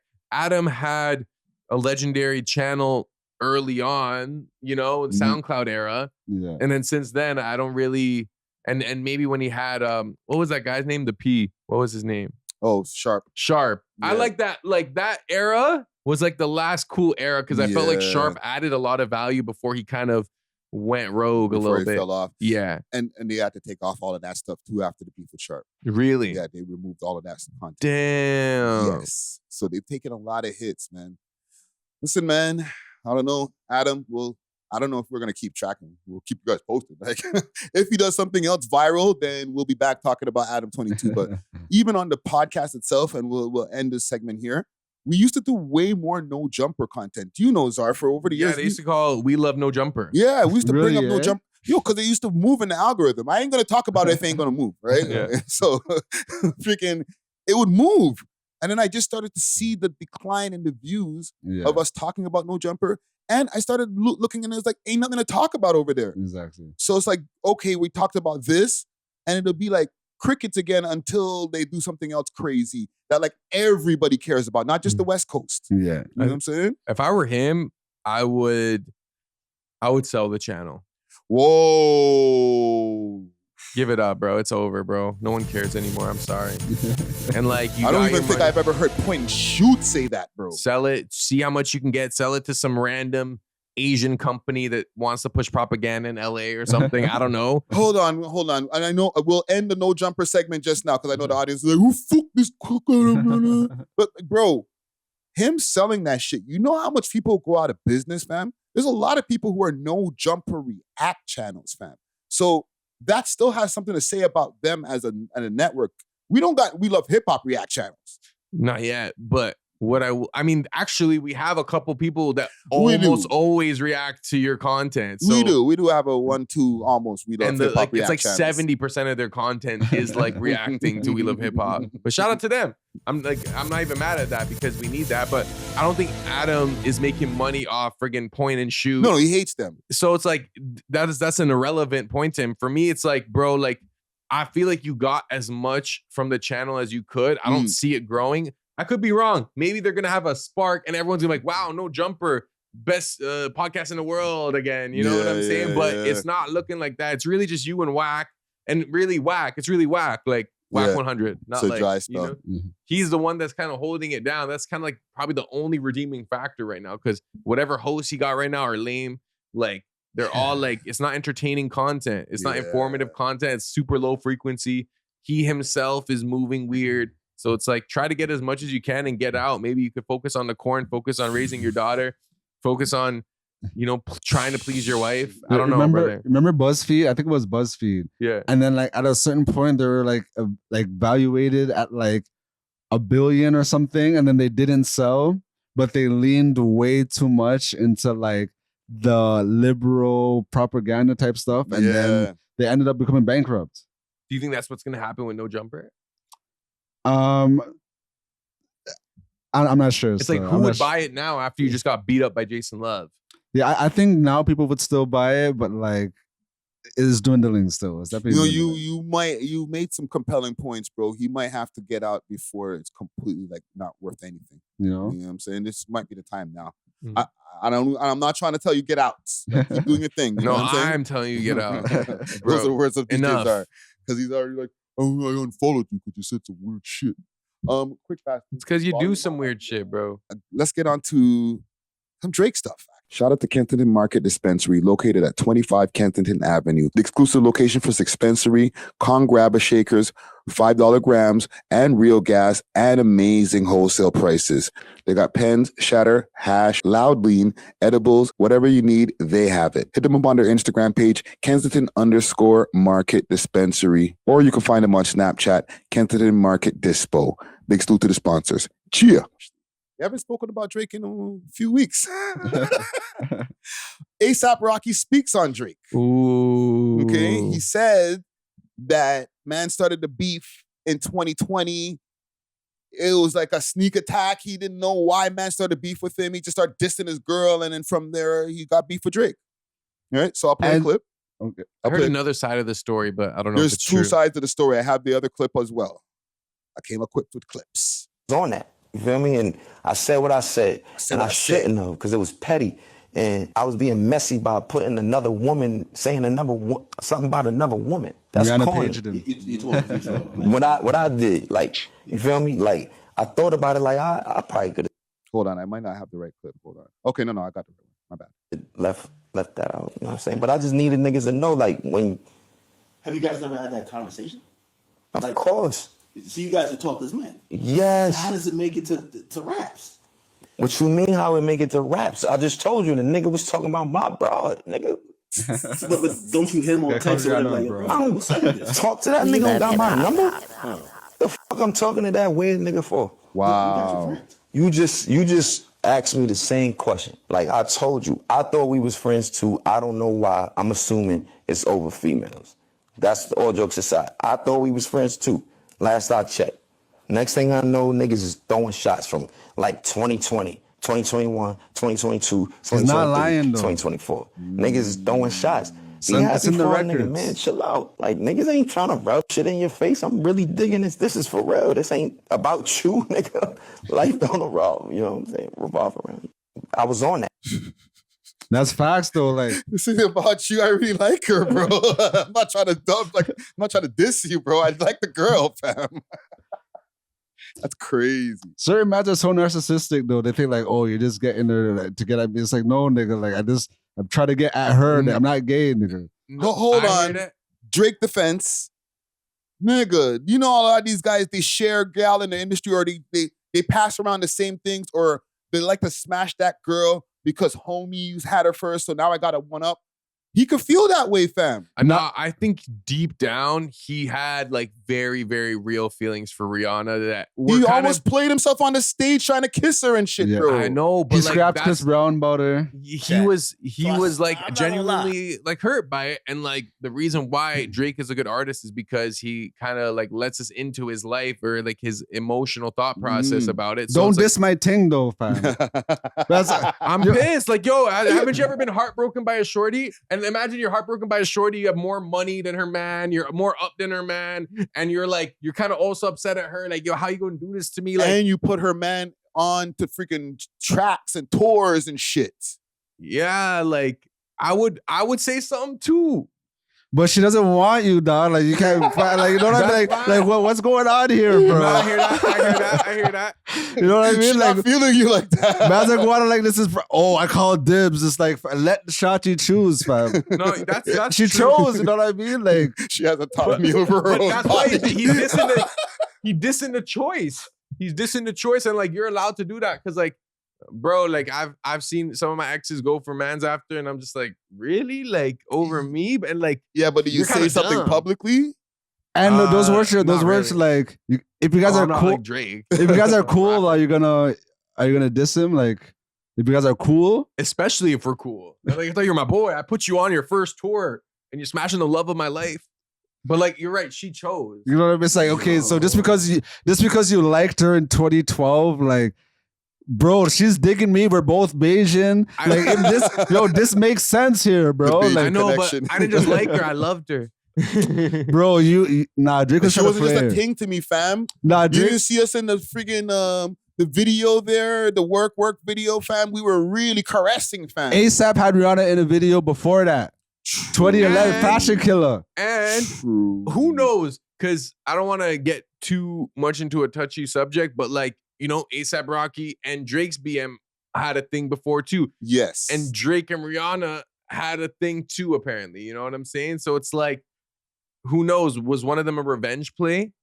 And maybe it wasn't on A$AP's side. I don't know who, like, maybe Drake's like, okay, you're with Rihanna, okay, I'm gonna smash this girl. And like that ended up being his BM. I don't know. These are all theories. Okay, so let's work this out for a second because we're talking about the gal them, and to be honest, Rihanna is the only one with the W in this one.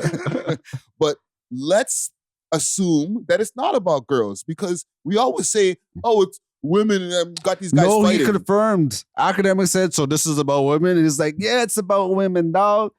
He's like, this nigga made it about women because he's on some girl shit. Okay.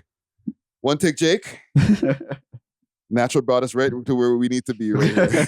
Okay, I heard this. This was some this. of the mandem.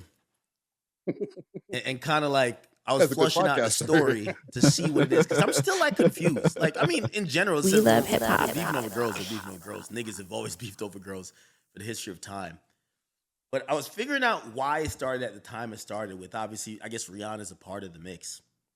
I heard a different story. And Rocky, obviously, I know you probably don't want to do the back and side forth. over there, so we're not over academics. I heard a different story in light of We're like the right over information that academics. you said on the internet, right? So the information that I got told, right, by some of the mandem who, you know, Here comes the tea. they be around the boy. Here is comes the saying cape. that year that Drake, and I want to see if, I know all the fan pages are going crazy with this. They're going to either prove it right or prove it wrong. Because I didn't know Drake was here. They said everything was cool with Drake and A$AP up until this point. And Drake invites Rocky invites Drake to come to Yams Day, which he clearly did. You see him here, picture. And We love hip-hop. supposedly, who's also in the building is Rihanna. Dun, dun, dun. And I'm guessing this around 2020, I don't know the status of Rocky and Rihanna's relationship, but whatever. Forehead big as But fuck. supposedly, right? Drake was supposed to touch the stage. I hear Sound effects. that Drake doesn't touch the stage. He is not, I don't know if it's permitted, because obviously it's Rocky's event, it's Yams Day. I don't know if it's not permitted to touch the stage or he's not given the opportunity to touch the stage. Okay? Now, I'm being honest with this because I'm telling you, this is word from the mandem. Okay? The mandem. The man them. They're saying this was not really like a thing, but this was something where Drake is like side stage while he's watching his Yams Day. He flew out there to perform.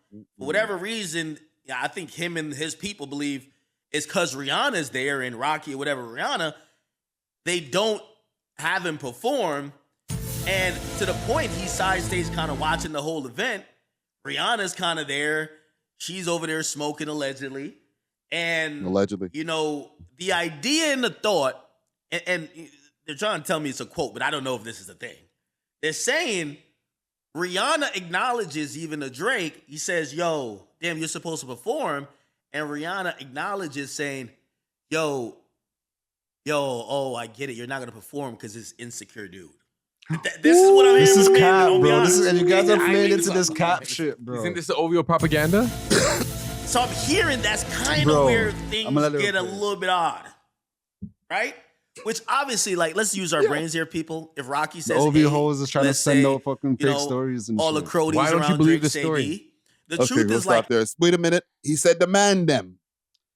The man them. He's referring to the OV hoes, bro. I'm not, the little like the D tier OVO niggas, like not Chubbs and them, like no chain niggas. Yeah, like the mans that just have the OVO shirts and shit. You know what I mean? That like they get a Couple little free ticket here. You know what I mean? So they just said that, yo, that's cap, bro. Because how does this even make sense? 'Cause the man invites Drake. I think these times A$AP and Rihanna were already locked in, and also Rihanna didn't even fuck with Drake with these times. Yeah, they were already kind of. They're already beefing. So Yeah. why would they be? So why would she go to Drake, this her nigga, to a man she doesn't rock with? Why would she? Like, I just don't see her. Okay, Rihanna doesn't rock with Drake, but she's gonna see Drake at the side of the stage and be like, "Oh yeah, my man's insecure, so that's why you're not." What I think happened is Rihanna seeing Drake and she went to Rocky and she's like, "You better not let that nigga touch that fucking stage." That's what I was thinking happened. You know what I Right? mean? Yeah. And I think that makes happened. way more sense, because why would A$AP pay all the money to get Drake over here just to not have him perform? Okay, but do you think Rihanna may have done a psyop where she kind of initiated that to A$AP, but then when Drake's like, yo, why aren't they performing? She's like, oh, he's just an insecure dude. Like maybe she was kind of playing both sides of the fence. She wasn't gonna be like, I asked him not to tell you to perform. Yeah, and also think of the timing too. This is not 2013, 2012 Drake. This is 2019, 2020 Drake. Drake, the guy. Like, you're getting him to pull up to your shit, bro. You're goated, fam. Like, it's not that easy to get Drake to just come and do a pop-out show, fam. No facts. And that it's not his concert. I And you're wasting my time?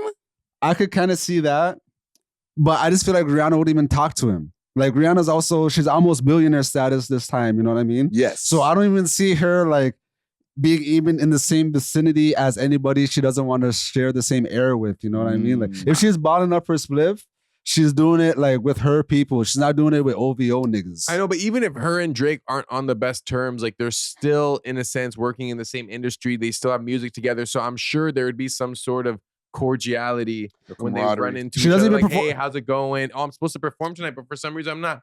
Yeah, he's just insecure. It was cordial until the nigga tried to kiss her on stage. I feel like after that, and he tried to, and then she's like, "Hey, I'm off this guy." You know what I mean? Like she doesn't even perform. Like I swear he doesn't perform work anymore. I'm not sure if she performs it, but like she doesn't really perform her How Drake about tracks. Take Care? Oh, she doesn't play any of those. Yeah, so I feel like Yo. I just don't see her do it. I do more so see her just paging Rocky, be like, yeah, and then Rocky just kind of like having his people tell Drake or whatever that You know, I'm gonna take it back. It is over the gal them. Like, that is a deep, like, toxic back and forth relationship that homie has had with Rihanna, bro. I'm talking about Drake. Like, that shit didn't go well, fam. That shit hit him hard, fam. I don't know. I don't want to say that like the man's still harping on her or whatever, but like the man's dissed her on multiple songs. Like, said her pussy was whack. Like, paraphrasing. I said the sex I had was average with you. Yes, bro. I'm saying it because I had it with you. Fam, that's violation, fam. Like, you're telling the people that the people adore, they're like, yo, her shit is average pum pum. But he seems hurt still. It's like, fam, This is deep seated, fam. Like, why are we even having this conversation right now, fam? But don't you see why A$AP would be cheese? And I kind of like, I watched the whole A$AP Rocky interview, phenomenal interview. You guys should go watch it after you watch this podcast. But I respect A$AP because he was like genuine and real and authentic. Like he would say shit like, yo, like more times mans would be like, oh, I don't rock with Drake, so don't mention him in the interview. Like, no, we could talk about this. I'm gonna say exactly what happened, how I felt about it, how I perceived it. And like as a fact, what? That's not him being some noble motherfucker. He knows that's going to get clipped and get around so that the interview will get seen. Okay, I'm talking about throughout the whole interview. The man's looking at academics in his face, talking about, yo, I watch your streams. You did this, that. Most like celebrities will never say, oh, yo, you're a streamer in your basement, but I watch your shit. They try to like undermine. They try to like pedestalize themselves, you know? So I'm just saying, like, he pulled up seemingly genuine, you know what I mean? Like on some like, oh, I'm not even trying to like pass myself up type shit. Even when he said, oh, I regret mentioning the other woman, like the baby moms. You know what I mean? Like he could have just kind of like stood on business or whatever, but I feel like, well, my main point is like he pulled up for an interview and he said how he felt. Yeah. Drake is sending some lackeys to talk to academics.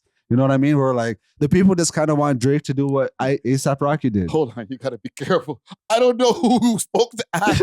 You're calling it OVOs, lackeys. For all we know, it could have been some of the most surdy man. Could be TV Gucci on the phone with act. Who knows, bro? I don't know who he spoke to. Okay, I feel like if you're not Chubbs, okay, if your name is not mentioned in at least 3 Drake tracks, and you're a lackey, broski. Okay, so he might have been on the phone with Gucci, man.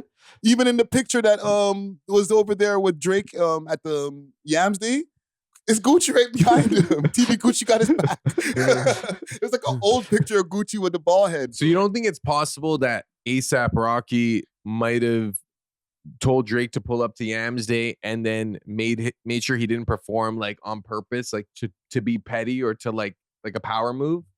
Look, that's a weird power move. That's a weird. He got paid. I'm already slamming your love of your life, bro. That's already the power move. But maybe he felt insecure because it's like, bro, you're swerving on Rihanna, and everywhere you see Drake, you're like, damn, I haven't really been popping in a few years. So why'd you invite him? Just to show like, yo, I have the power to book you and make sure you don't perform. But what did the real boss will be like? Yeah, I have this nigga dancing on my stage, like I'm the boss. Like this nigga is putting on a show for my people. Because he would get a louder applause than A$AP Rocky would. Nah. So Drake would get a louder applause than Lucian Grange if they both went on stage, but Lucian Grange is still the boss nigga. Yeah. You know, and I'm not saying that A$AP Rocky is more of a boss than Drake. I'm just saying that they're both artists. In that moment, that A$AP Rocky is the boss of this shit and Drake is the performer. You know what I mean? I'm able to book you for Yams Day. Listen, man. And now you don't even need to perform. But do you guys see what I mean? Where like I think Drake should have been sat down with academics and done this kind of interview, bro. Very true. We might need some candid interviews from Drake. Like no joke things like, oh, let's sit down with the shorty in the bed or whatever. Like real serious shit. Not even like he did the other one with Barstool or whatever, right? That's funny. It's entertaining. Yeah.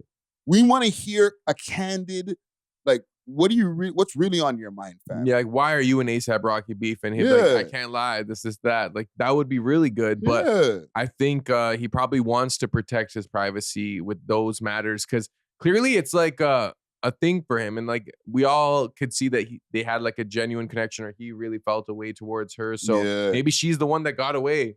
And also, what we're asking for benefits. Like somebody like Rocky to go run around and do a bunch of interviews and talk about Drake, that benefits Rocky more than Drake doing the same.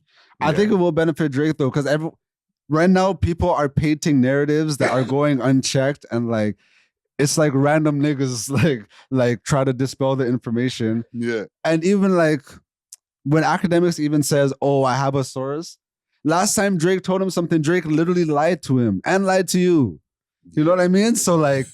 Those aren't gonna fly anymore with the audience. Like we kind of need to hear it from the horse's mouth type shit. Yeah. This whole "oh no, he told me" is like, yeah, this guy's he'll tell you anything now. Drizzy Drake, call me.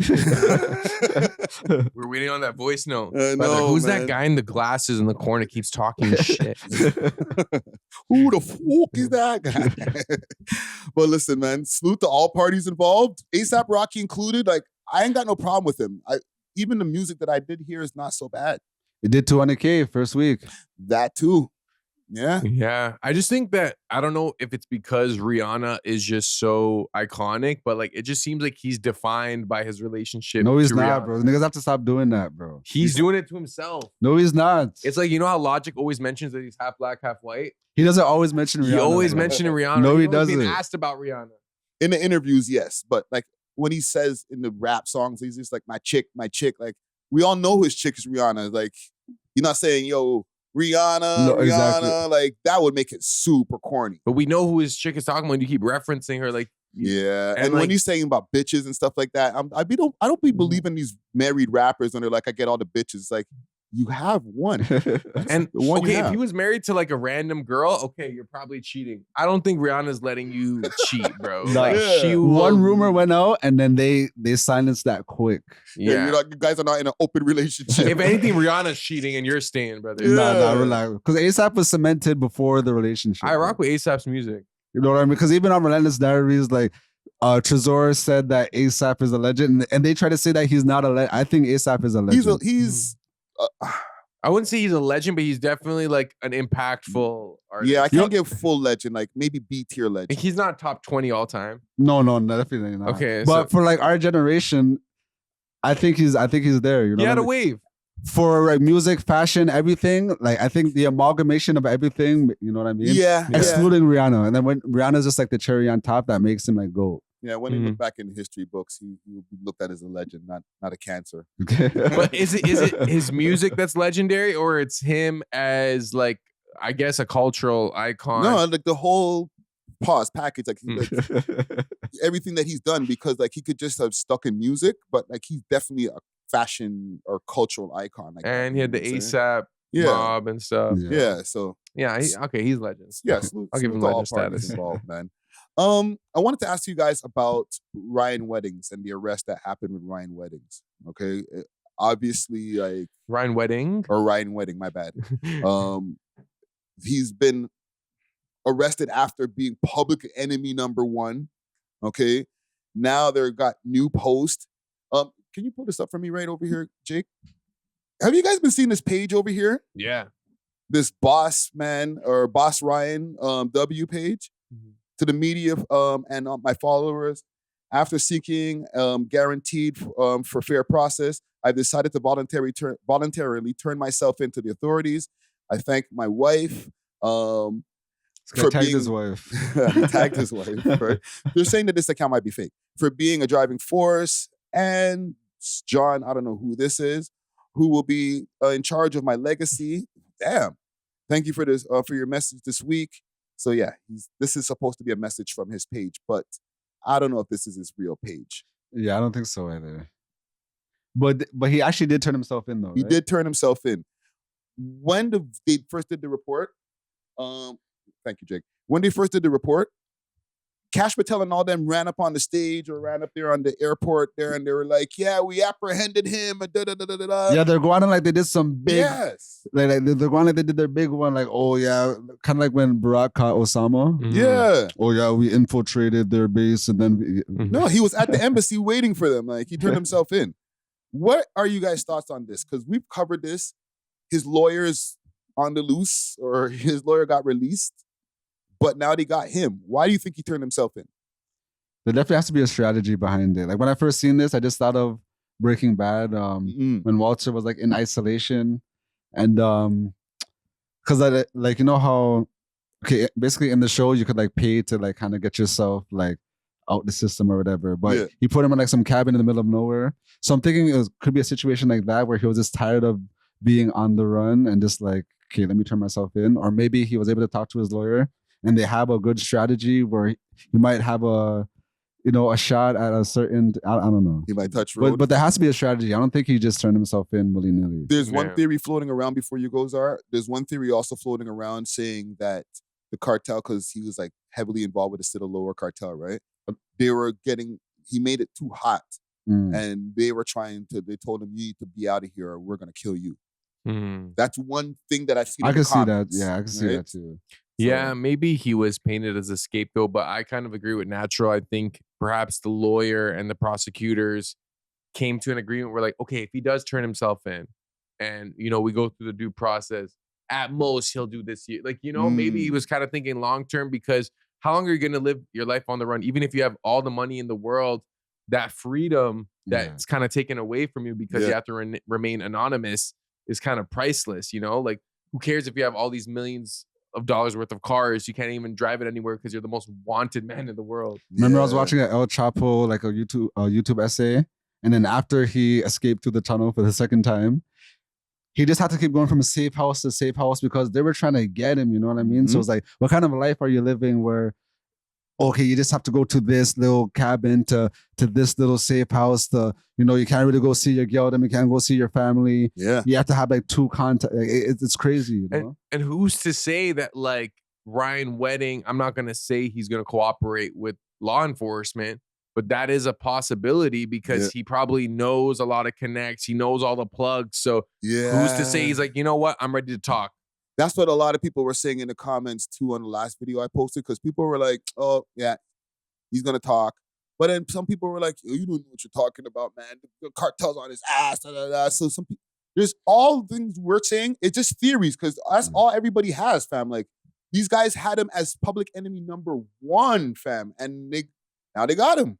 And another thing is, I feel like Netflix, Paramount, one of these people is trying to do something with this. I'm trying to do something. You know what I mean?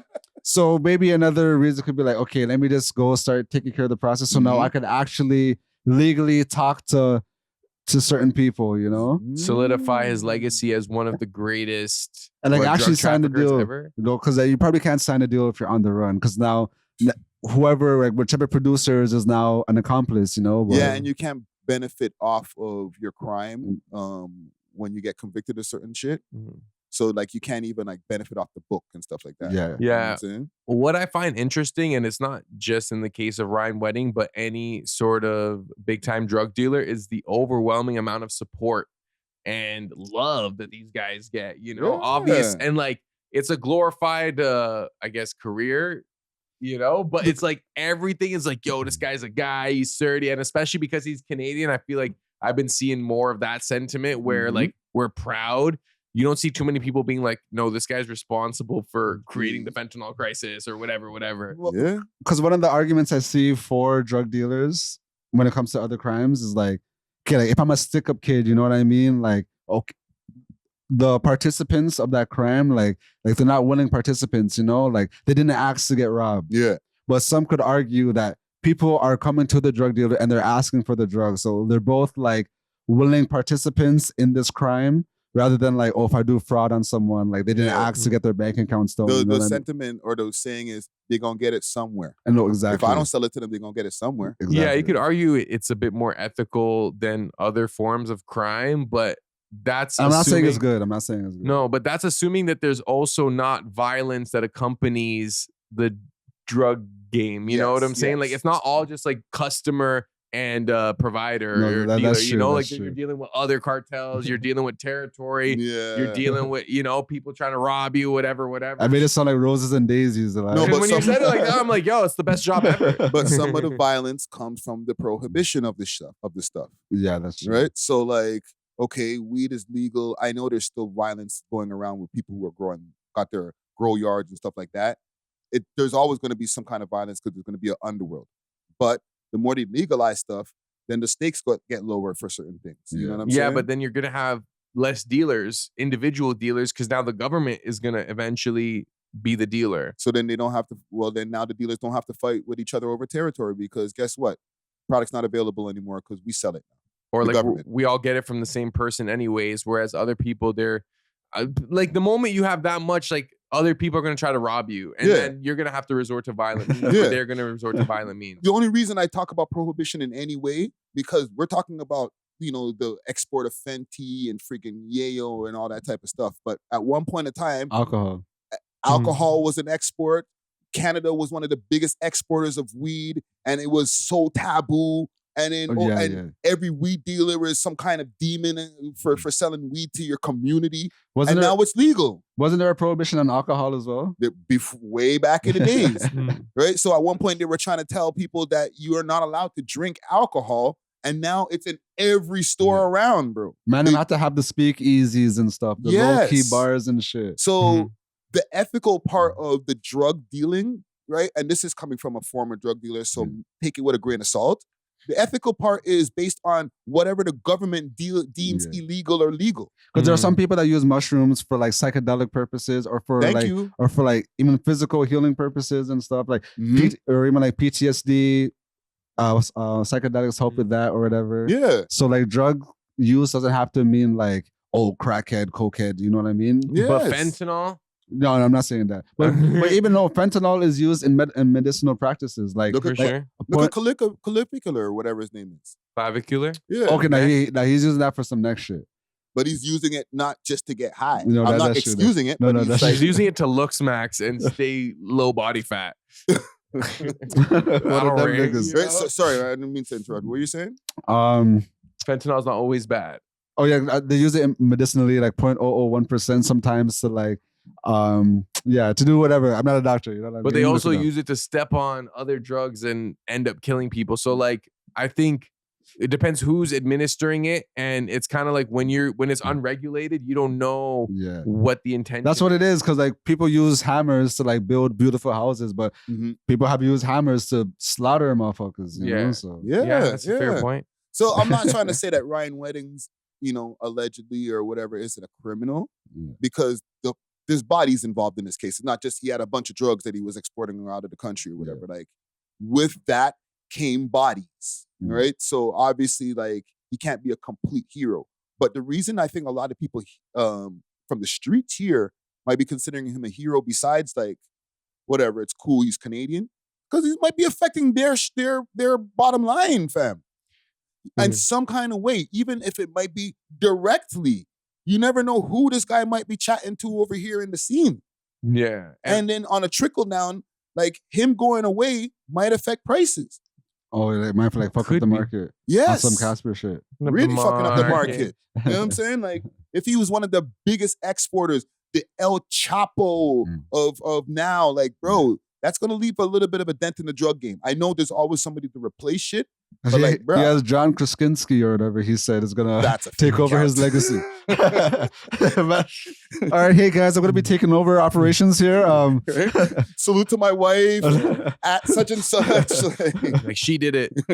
No, but also I think the how do I say, like, the obsession with the anti-hero. We love the idea of like someone who was just regular going to the dark side and winning. It's literally Heisenberg. You know what I'm saying? Exactly. And like, there's just something like archetypal about that every human like can understand on a psychological level, where it's like, damn, like, yo, you was kind of struggling and now you became the biggest drug dealer in the world and you're rich and famous. It's almost like a fantasy where it's like, I wish I could be that. I feel like it shows like glitches. It shows glitches in the system where it's like, oh shoot, like that nigga actually did it. Like a lot of people, they strive to do it, but they either fall short, you know what I mean? Like they don't quite make it. But to see someone actually get over the hump is like, oh shit, like the man actually swung and did the loop-de-loop, you know what I mean? But it just shows that even then, like, you could reach the highest level of success and you're still eventually either going to die or get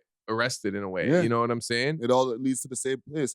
Can we do one more thing before we end this Ryan Wedding segment here? Because on the news, they were doing all of these jokes, the corniest jokes I could ever hear, because, he was a snowboarder or whatever, right? So they'd be like, from the snow to the real snow. Oh, no, okay? that's crazy. Can you, I know you guys are a little bit more comedic than me. Do you guys have any Ryan Weddings, used to be an Olympian? Okay, we could even use gold medals to gold bricks. From the slopes to the dopes. From the slopes to the dopes. From getting Sendy to getting Fenty. Jeez. Right, just to help the news, you know what I mean? Because they came with some corny ones, bro. Yeah, no. From the snow to the real snow is crazy. Yeah, that's a good one. No, because they were one of the one that I heard, I think it was CP24, they were like, from skiing on the snow slopes to really selling the snow. And I was just like, no, that's crazy. From gold medals to gold chains. I like that. From the podium to the sodium. Oh, that's mine. That's mine. I thought you were going to say snodium. Okay, that's enough. That's enough. All right, before we start getting into Curtis King line with the jokes. Cenat. He went viral the other day.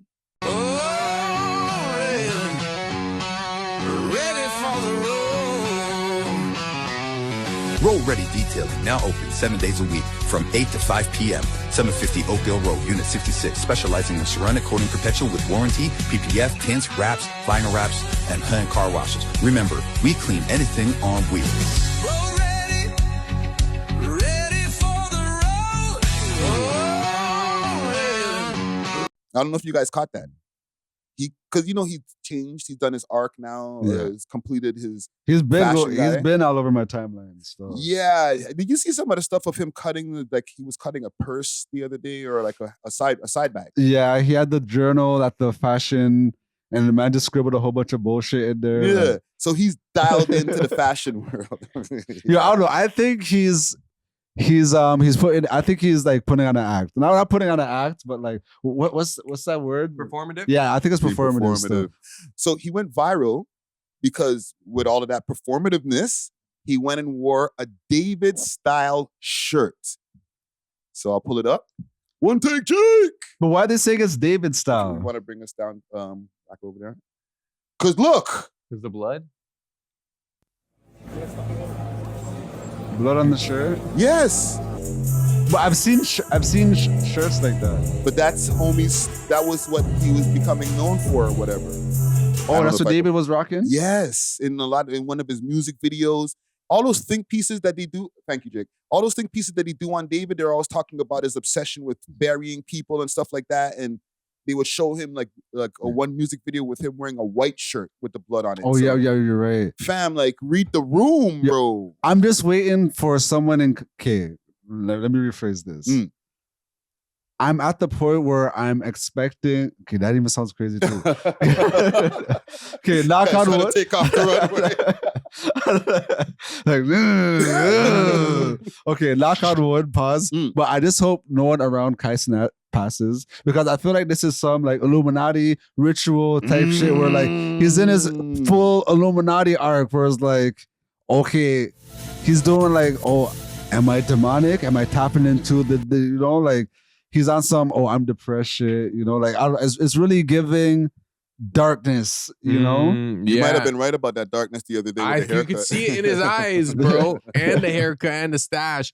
But also, he's always professed to be a Christian, and a lot of the times he'll attribute his success to his relationship with Jesus, and his mom is religious and stuff. So it's either he's turning away from that, or maybe he doesn't even realize what he's doing is demonic yet, What? So are we talking about the shirt that he's wearing now, or some of the other things? Because he had some thing on the other day with like some pointy ass. Yeah, no, I think it's like a ritual. Yeah, I think everything together, like, because he's trying to enter this fashion world, and like even when I was watching the video of him like learning from the mans and shit, like the people who's, I feel like they're kind of putting him up to this shit where like, oh, you want to be one of us? Okay, well, first you have to wear this Vivendi Gabanchi shirt that has the blood on it. And then you have to, it's like, all right, dog. Like, so, because even Kanye, when he wanted to join fashion, he had to stay in France and intern for like some Italian nigga for like 6 months. Like, he was an intern. He was getting coffees and shit. It's like at his hazing. prime. Like, this is post graduation, bro. Yeah. So like a like hazing process. Yeah, they have them doing some weird shit. They're never gonna let you in those circles without hazing unless you're born into it. Yeah. And especially as for Kai Cenat being a black dude, I feel like they're gonna try to like make it even worse with the David shirt. Like, bro. Like, so you guys think somebody put him up to wearing that shirt? I hope so. Yeah, definitely. I hope so. Or he's just dumb. Like, no, I think because we could talk about the GG shit after. But even it's coming out that like it's seeming that his team kind of orchestrated the NBA YoungBoy fake news, because yes, GG was quote unquote cheating. But because she even put out a statement saying that she caught Kai Cenat with a bit at 5 a.m. So she kind of did something on some get back shit, but it wasn't cheating to her. Because when girls get their get back, they don't consider it cheated, you know? Yeah. So, but Kai Cenat still wasn't leaving her. So it's theorized that Kai Cenat's team wanted him to leave her. So they kind of planted the NBA YoungBoy shit. They kind of made him see the fake DM, so that's what, and then So, what part of this like master plan? Because I fuck with a great conspiracy theory, right? What part of this master plan brings him over to like Paris, no more streaming and stuff like that? Was that part of like getting him out of the streaming world? I don't. Okay, just then you could go. I don't think that was the team's plan. I think the team just wanted him to lock in with streaming because, man, notice when you get a girl like. okay, I don't talk to like your girl kind of becomes your liaison now and shit. You know what I mean? So like now your assistant who was always able to get you is like you're not as available. Yeah. It's like your girl's answering the phone now. It's like, yo, Nike's trying to get in contact with this nigga. Like get Kai Cenat on the phone, you know? And then like he stopped streaming as much. So I feel like they kind of wanted him to separate from Gigi, but he's separated altogether.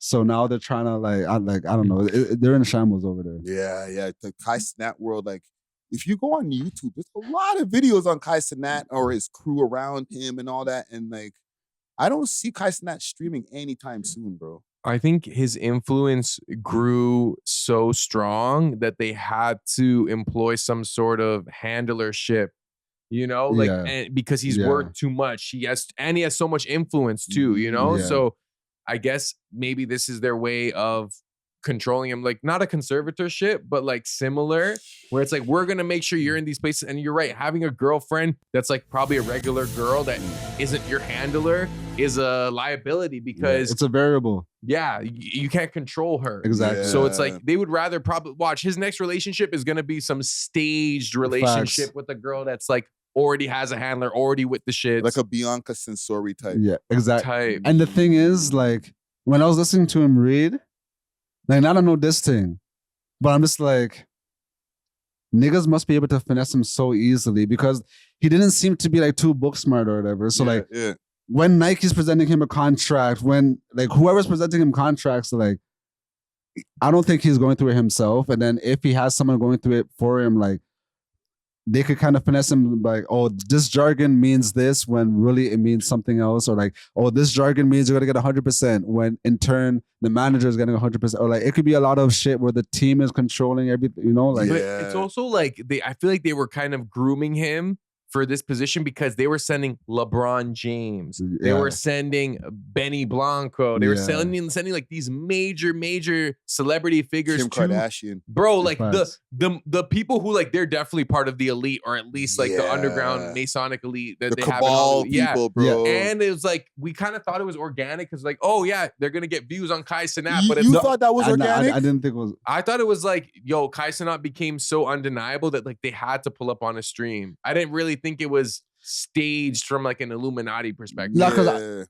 even when I would watch it, he would be like, "Oh yeah, guys, I don't know which guests are pulling up. My team completely got all the guests, so all the guests are a surprise." Okay. So I feel like they presented it to him like, "Oh, so you're gonna be like genuine and authentically surprised on stream." But for the team, it's like we could control every single guest that's gonna be for this mafia-thon, and then we could like put the narrative. We could literally control the narrative. Fam, you know? if you really take it in, right, and we'll get off of the Kai Cenat because you don't rap or whatever, right? They put every single person in the hip hop game in front of him in the last 2 years. Like you've seen Sexy Red, Lotto, Nicki Minaj, like from the friggin' up and coming to the people who are at the top. And then all of the other celebrities, fam, like that's more than just organic, fam. That's like part of like he's been in, if there is an Illuminati, he's been in it for like 2-3 years now at this point. Because when I see Kevin Hart, Drewski, and Kai Cenat link up, come on. Even Kevin, I forgot about Kevin Hart. I'm like, yo, somebody wrote this. Like one of them top echelon, like CIA. Oh yeah, them niggas go crazy for this one. They pushed the red button you know? somewhere, bro. And then freaking Kai Cenat emerged. Right after that New York City meetup where everything went viral and all the people was like, it was like almost a riot. They were like, oh, right, red button, let's go. Damn, he's like, our guy. Remember how Travis Scott had that concert and a couple people got trampled? It was almost like like a larger ritual. That's some dark, scary kind of territory to get into, though. Now we're watching the transformation from him to being the guy from the streamer. We've used you to get all of our agendas out through your streams. Now we're going super into the friggin' conspiracy theory world. 1 second. They're about to take him to the next level. And you're right. If there's a sacrifice soon, we know. Fam, he's done all of that. He put on his homies and did that. Now he's over in another place now where he can get his influence pushed in a different way, fam. Exactly. He's going to be a very powerful man in the next 5 years, fam. What do you guys think about Speed? Because his Africa tour is almost done. And when I look at Speed's content, I feel like it's a little more wholesome.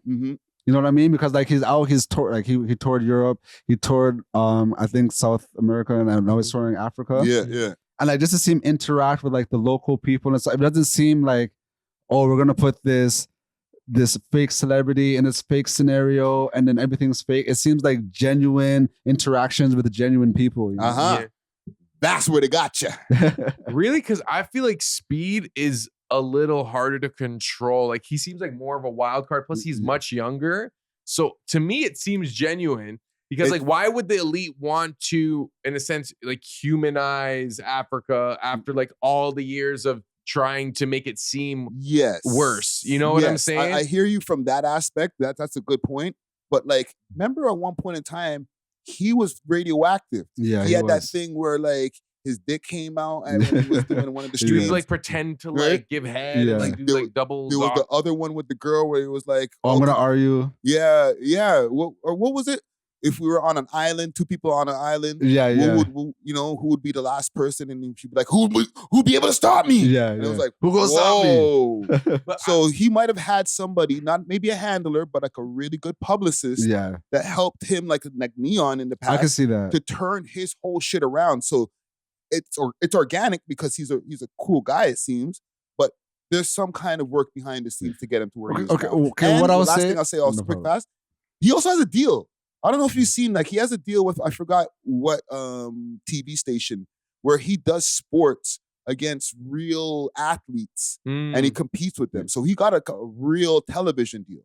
Okay, what I will say, to clarify my point, is like, it doesn't seem as propaganda-ish, you know? Like, I don't feel like, oh, they're trying to get a narrative off on me right now. Like when I watch Kai's streams, I'm like, okay, this is like some brain rot, you know what I mean? It's just pure, it's dumb shit, you know? But Speed, like, he's going to different, I feel like I'm actually learning about these different places, these different cultures. And I see, like, I would never have known what like Botswana or what any of these places look like, you know what I mean? But to actually see like how it looks IRL is kind of dope. Yeah, and he's exposing racism just by where he goes and showcasing how people actually react. And like, I just don't think that the elite would have like full control over him, because when he walks into a town, it's almost like Jesus is walking through a town. Yeah. People start flocking. People want to touch him. People are giving him gifts. Like, he's almost prophetic in that sense. No, listen, gang, I don't mistrust him. I just don't trust anything as far as the whole program. That's true. So it's just like, I like what he's doing. Yeah. But I feel like later on we're going to find out there's a lot of that was orchestrated. And I don't want to find that out. Question everything. Yeah. I know. I definitely think he has like a team that's like doing a lot of this stuff on his back. I bet he just shows up. You know what I mean? Yeah. He also had the official song of the World Cup, last World Cup. World Cup! No, fam, this is why I'm talking about like he might be the able to push sports agenda guy. Yeah. Right? So he might be the liaison to soccer to the world. Well, the thing is, like, I feel like he was looking for, well, maybe they were trying to find what his shtick would be. And then he kept doing the backflips and then the Ronaldo he loves shit. Ronaldo. It's like, okay, we're gonna get him trained, because his body now compared to like 2 years ago, like he's super D's. Yeah. The man could do like 20 backflips in a row. Like, so he's super leaned into like the athleticism. You know what I mean? Which is like, I'm glad he leaned into like being athletic rather than being like a brain rot, clout chasing demon. Yeah. You know, fashion demigod, weirdo. You know? I just like with him and with Cenat, and we'll end that here. Like, it's nothing's by accident. That is true. Nothing's by accident. You know what I'm saying? Interestingly enough, okay, because we got a couple more topics here, right? We just had a whole 2 hours. We spoke about A$AP Rocky. That's some rap. That's about it. We talked about Ice in the beginning. Did you just skip a subject that we were going to talk about? No, I didn't skip any topics, bro. I'm going through my list of topics. Obviously, I did a 5-hour live stream. Not to say that I talked about a bunch of rap in the live stream neither, right? Yeah. The topic I have here is, where is Toronto rap going right now? We spoke about a little Toronto rap in the beginning when I asked you guys about what you all are playing. You know what I'm saying?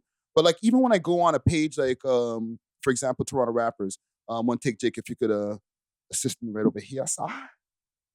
Right? I go on their page and salute to Toronto rappers, because I've been using their page and a few other blog pages to find out what new music is out there, because even like if somebody's not paying for a post, they'll kind of just like keep people up to date with what's going on.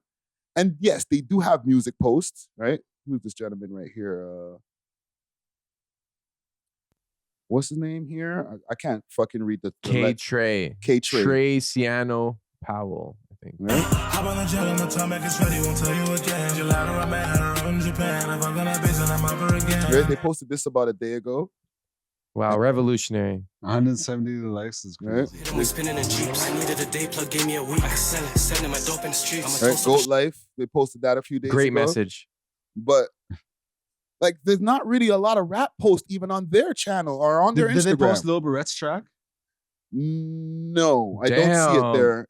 Maybe okay, that's weird because that track was actually hard. Yes. So Lil Barrette did do a post. I remember we did kind of talk about it, but he said that the blogs aren't really messing with him. Is this proof of that? What other music blogs are there? Keep Six is one. Buzz, Keep Six Solid. I mean, I yeah. guess Six Buzz is kind of beyond that. RTN. Okay, we'll check one more. Should we check one more blog to see if they posted Lil Barrette? We can, but I don't want to get into a Lil Barrette story. Because I'm just because out of the last 2 months, that's the only song that I liked that came out of Toronto. So if the blogs aren't posting that, then that's the problem of why the Toronto music. Yes, that's definitely a big part of the problem. But there's not much on this page, fam. Look where I'm scrolling, fam. Like there's interview clips, right? And a music here and there. Like they posted the Watch thing. Well, I think that's more so on them because like if a banger dropped and then the blogs aren't posting it, like is it on the artist or is it on like it's literally the blog's job to post the music. You know what I mean? Yeah, like yeah. the artist did his job. Like he posted the fire. We reacted to the fire. You know what I mean? I don't know if they are only on a paid process. Maybe they're like, yo, send us a bag and we'll post it. I don't know. And that's the idiot thing too. That's what A$AP Rocky was paging academics for. But okay. Even look at this. Keep Six Solid. They don't even post music barely now anymore, fam. Like, but were they a music page? Like Toronto rappers? No, they used to post like at least one, even a paid post per day. The point I'm trying to get at is not even that like the rap scene is down.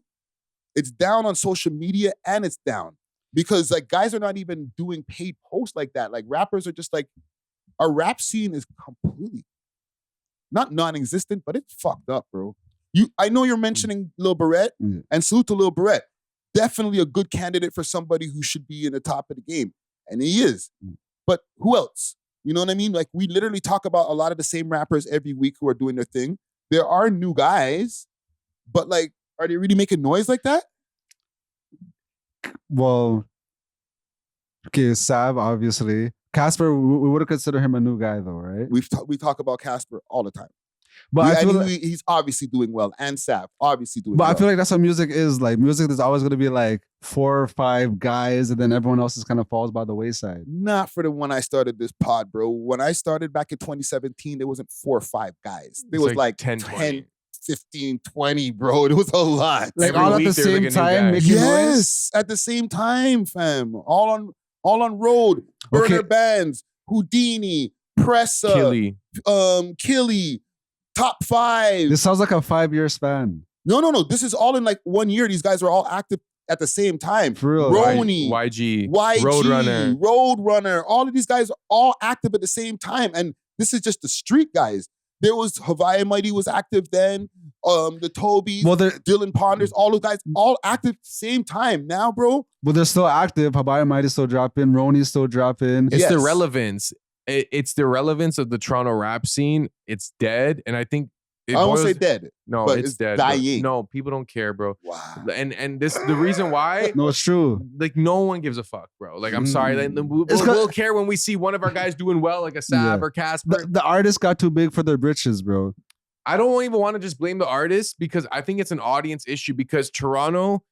I don't know if this has always been the case, but we're not good consumers of culture. We're good curators. We know how to make the product, make the content, but in terms of participating, like in Europe, they love the idea of going to like a rap show and like moshing and doing all that stuff. We only do that stuff when it's a major celebrity, but for our own local guys, we feel like, bro, you're not a celebrity. Like, I'm sick too. Like, why would I pay to see you? And even if we go there, we're grilling. We're not really trying to participate. Man, just saying, put your hands in the air. It's like, man's telling me what to do. You know what I'm saying? I kind of agree with you, but I think it's more onus on the artist rather than the consumer. What more can the artist do? You have to do as much as you can to make the people care. If you're going 100% and then the niggas don't care, you have to give 120%. You know what I mean? Like, even if like, I feel like they got to a point where they had like one song that was popping and then niggas started putting their feet up, started leaning back and shit. Okay, I'm not going to do no more press tours. I'm not going to link up with no more concert. I'm not going to do nothing. I already have my one hot song. And then, okay, a couple years go by and then that one hot song you had 3 years ago, like, we don't care about that no more. Yeah. And then now you want to lock back in. And it's like, bro, like. No, but okay, I hear you with the, like, you got to go as hard as possible, pause. You know what I'm saying? But let's compare it once again to a shorty. Say you're like, yo, I put all my effort into the shorty. I showed her this. I gave her the flowers. I tried to do this and it didn't work. Go 120%. Okay, I'm trying to, she's just not going. I just feel like the Toronto audience is just not going right now unless you're like, you make a really, really undeniable song and like the numbers are there. You can and before you go natural, you get that love over there on the other side of the border. Then everybody's like, oh, I've been fucking with your shit. Okay, was it Casper that had the song with D-Thing or K-Money? It was Casper. I feel like he was smart enough to invest his bread or do whatever he needed to do to get that feature, to get that sort of, you know what I mean? Like, okay, I linked up with an American artist, blah, blah, blah. A lot of these artists, they're not investing in their shit enough and then they want us to pay for their fucking career. No, bro, like, nah, fam, I'm not, like, you have to invest in your shit first to make me want to invest in it, bro. Like, okay. I know Roni did the bad challenge and only gave niggas $5.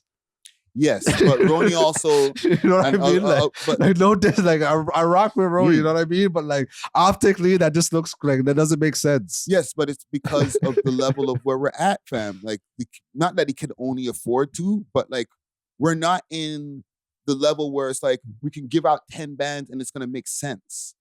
You know what I'm saying? Well, I feel like, okay, again, Casper linked up with 100 band plan and then they fused their audience on some Vegeta shit where like now they're Super Saiyan. So how come these guys can't like work together more or like, okay, maybe we're from the same end, so like we'll do a show together, so even if there is ops we could kind of like secure it more or like I don't know. Do you think, like what Zara was saying, that after they do that the audience gonna go? Not always. Bro, okay, maybe the first show you have 100 people, the second show you're gonna have 250. Not just the show, just the combinations of people and all of that. Like, if people do more of that, because that's one of the solutions that we've been saying for years. Guys need to collaborate more, all these different things. It worked for Casper and 100 Band Plan, but Casper also has a legacy and they both make really great music. Fetty Wap work for everybody else? Fetty Wap shopped Trap Queen for a year before it popped off. These niggas ain't doing that. They posted on IG for a week. Oh, yo, man's already posting my shit, dog. And then Fetty Wap's in a market with 350 million people. We're in a market that's a tenth of that. Bro, we're in Toronto, one of the most major cities. And I don't know, we have social media, bro. Once you have social media, you have the world at your fingertips, dog. Yeah. Do you see stuff from friggin', I'm trying to think of a random country, but does that pop up on your algorithm? Sometimes I be seeing random Indian videos where like it's like some dumb cringe where it's like slow motion and like or like they have a plate of food and then they put it under the side and then they go out like No, we're also the Indian immigration country. Like, do you see content from Estonia? Do you be scrolling? You see Estonian stuff or some Swedish rap? Even though it's worldwide, the algorithm's gonna focus on where you're at, like regionally. So I think that argument isn't really that valid. America is my number 1 demographic. The UK is my number 2 demographic. The Caribbean is my number 3 demographic. And Canada's number 4. I'm in Canada. If that was true, all English-speaking countries. Okay, but I'm still saying that because of the internet, Americans are seeing my shit. Londoners, fucking Jamaica, everywhere seeing my shit. You know what that highlights? The power of dancehall, because dancehall is a global genre at this point, and a lot of it is Caribbean diaspora in these countries. No, that is true. But is rap not global? Fam, if you were a Toronto rap global, bro. DJ, you would not get the same love, bro. Name these 5 Toronto songs, bro. It's not leaving the GTA. Not just Ontario. a rap DJ. I'm saying if you were a Toronto rap specialist DJ. Okay, I will say this: if I guarantee if I focus the next 365 days on being a Toronto artist, I will get further than 99% of these. Can we make that happen? Yeah. I like this. I challenge you for the next year to drop a Toronto rap video every day. No, I didn't say Toronto rap. I said Toronto artists. Toronto. Okay, so you're gonna drop music every day. This guy took it away from rapper. He doesn't want no beef. Yeah, we're talking about the Toronto rap scene right now. No, No, because Toronto even- artists, you could do it. Even if I was a Toronto rapper, I'll do what Sav's doing. Yo, Sav, he's dropping dancehall snippets, he's dropping club tracks, and he's dropping street songs, you know? Sav is also signed to 10K Projects, who helps him with his marketing. I'm not taking that anything away from him. I still rate him, and he's still like responsible. So he for put his himself success. with a team of great-minded individuals that would help him reach the next He level. put himself, or they reached out to him. Either way, he made it happen. He made it happen by at least getting to A that lot of point these where a niggas- label's gonna approach you. Yo, Mats have been in the game for 10 years and then they still go to the same studio, smoking the same weed with the same niggas, talk about, yo, that's hard. The opportunity never, either the opportunity never came to them or they didn't earn that opportunity yet, you know? Or maybe they never will. Maybe just for some 99% of people, just never gonna happen. Yes, but and let me stop you guys for a second because it brings us full circle. You guys, I asked you guys in the beginning of the pod, I wasn't even intentional in asking that, of like playing some Toronto stuff and just integrating it into the set without having to make a Toronto set. And you guys were not able to do that without making a Toronto set. So if that's a part of that's not part of the problem, but like it shows that we're not there yet. And we're fam. here. And we're in our We're own literally city. in the city that we're talking about. And we Like wouldn't mans even are not do that. doing they're not having we're not playing Detroit music in the Detroit club, But bro. guess what? When I was doing my 2000 set, I played Southern hip hop, like a little Southern hip hop set of like Atlanta. You know what I'm saying? Went off probably lovely. Yeah, people knew the songs. Yes. And I don't know if it's a marketing thing or not, but bringing it back full circle, like I just think that the Toronto rap scene, like the consumerism is not there. There's just like, there's not a desire to do that. We're limited in our scope. And I think I actually spoke to a gentleman about it who works at a label, and he was like, we prioritize the US, but because Toronto's strength is the fact that everyone's from somewhere else, like you said, Jamaica, you're Jamaican. You being in Jamaica is probably more valuable to you than just going to the States and trying to be like a dancehall DJ. But like you being from Toronto means something more where you're from than it will ever mean in the States. Yeah. Me going, if I go to Turkey or Syria and they're like, yo, we got this like Toronto hip hop interviewer guy, he's interviewing our rappers. They're going to rock with me heavier than me just going to the States and being like, oh, you're Canadian? What, you ride a polar bear to school? Like, no, that makes a lot of sense, fam. It just shows we have a lot. Like sometimes we feel like we're already there. Like there's been times where the scene, it felt like, yo, Toronto's made it because we have guys who made it. But as a scene, we still got a lot to go, bro. Not. As a major city, I feel like we pale in comparison to other major cities. Just in general. Like if you think of like Toronto compared to New York is taking that. LA's taking that. London's taking it. Paris is taking that. You know like what culturally or like even infrastructure? And culturally, infrastructure, like everything. Like just like lifestyle. Like, oh, where would you rather live? New York or Toronto? Niggas is picking New York.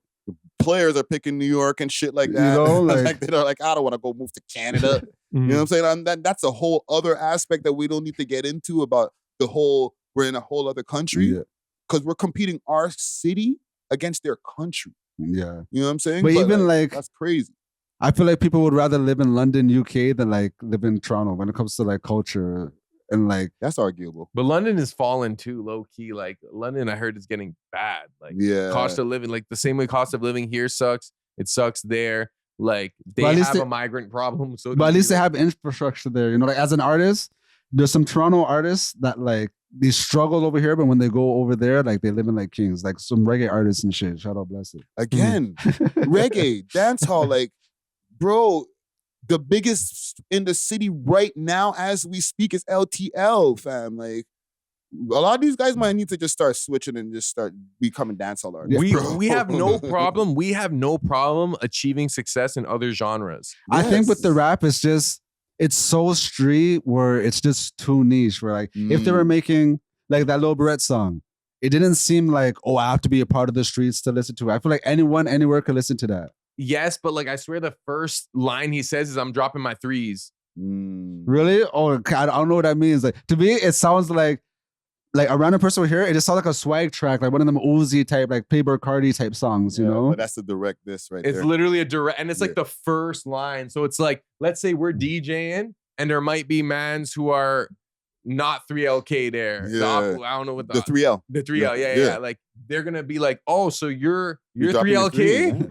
Like Who's that? Who's Especially that? that's BFR in them. BFR in them, man. Oh, for real, eh? Yeah, So yeah, yeah. Brady would say, what was the first line? He was like, he literally said, like, I dropped my 3 something. I might be wrong misquoting it, but like, yeah. So Something like that is problematic, fam. And it's especially all if you're pulling chorus. it back and shit. Okay, You'd be but like, you're pulling it back again, fam. Okay, but that even leads into my point where like even the bangers are so street coded, where like mans can't even play them. That's probably why the bloggers are Case in maybe point. that's why the bloggers are posting it, guys. that was his point. Lil Brady's point was that like, well, he assumed that BFR was like paying or making sure the blogs don't post him and stuff. And they had that conversation, him and Bundog, that he posted. Yeah. And then other people are saying it's top 5 controlling the narrative. And there's all these like, it's pretty much like a lot of like dead homies involved. Realistically, it's like, yo, if you're supporting this guy, you're pretty much saying F my dead homies. Bro, our scene has a problem, bro. It's dead, man. Let's just scrap it and just switch to something else, bro. Switch to something. Everyone switch to what? Yo, switch. This guy started hating. No, but what I would say, and like scrap it. I've been thinking about this. Like Griselda Blanco is one of my favorite groups. I feel like it. Song. No, I mean, you know, Griselda the group, Griselda the Blue, the group. Griselda the group. Yeah, they're not a group. They're more like a collective. Like yeah, but the name Griselda, like yeah. Okay. But I rock with their music heavy, like Benny the Butcher especially, you know. But I feel like if Toronto kind of got into more of that sound, then Mavs would pop off a little more. No, bro. Bro, remember at the performance, there was that guy he was just rapping. He could actually rap, but that wasn't the vibe. Like I feel like people don't want lyrical miracle anymore either. No, but I think there's actually a huge lane for like the Freddie the Gibbs, the JIDs, like niggas who are spitting. I think Americans would more so respect that. Like, oh, he's from Toronto, but like, yo, his pen is crazy, rather than, oh, he's from Toronto, but like, oh, I think he has 10 hats. But it's like, yo, don't they only have 40 hats over there? He has a quarter of the like. Yeah. So you're gonna be Mercules. Or like salute to Ason Eastwood. He has a good audience and he does collaborations with the Griselda man and stuff like that. Didn't they big him up on the Joe Budden podcast too? They have big him up. But he has his own audience and he just makes his bread. And I feel like mans in Germany will bump it. Like like mans around the world will bump that, you know? That underground scene, also Daniel's son, different guys like that, they get around, they do performances and stuff like that. So outside of like the scene that we mentioned, again, that subset that I always talk about, like there's guys who are doing their thing who are in that lyrical lane. Yeah. But at Ras Freshco also, right? But it's far and few in between, bro. There's like a small handful of them. And it's niche. It's never going to be mainstream. And when I say and before you go, it's not as easy to do as the other shit. Yeah, I think if Brony went on some like Benny the Butcher type beats, like Roni could do it, or even Hoodlum, and Hoodlum went on like one of those like Freddie Gibbs types, like the slow. Hoodlum's retired. Yeah, and you're talking about, with all due respect, the guys who are getting older. Yeah, some of these swag rappers, the younger one, they just switch and start doing some friggin'. Yeah, they can't do that. My boss crazy. Boom, boom, boom, boom, boom. Yeah, they be like, yo, who hired Unk to rap? You know, even though he's like 20. Who's his ghostwriter? The best rap albums of last year were the Spitters. You know, it wasn't the.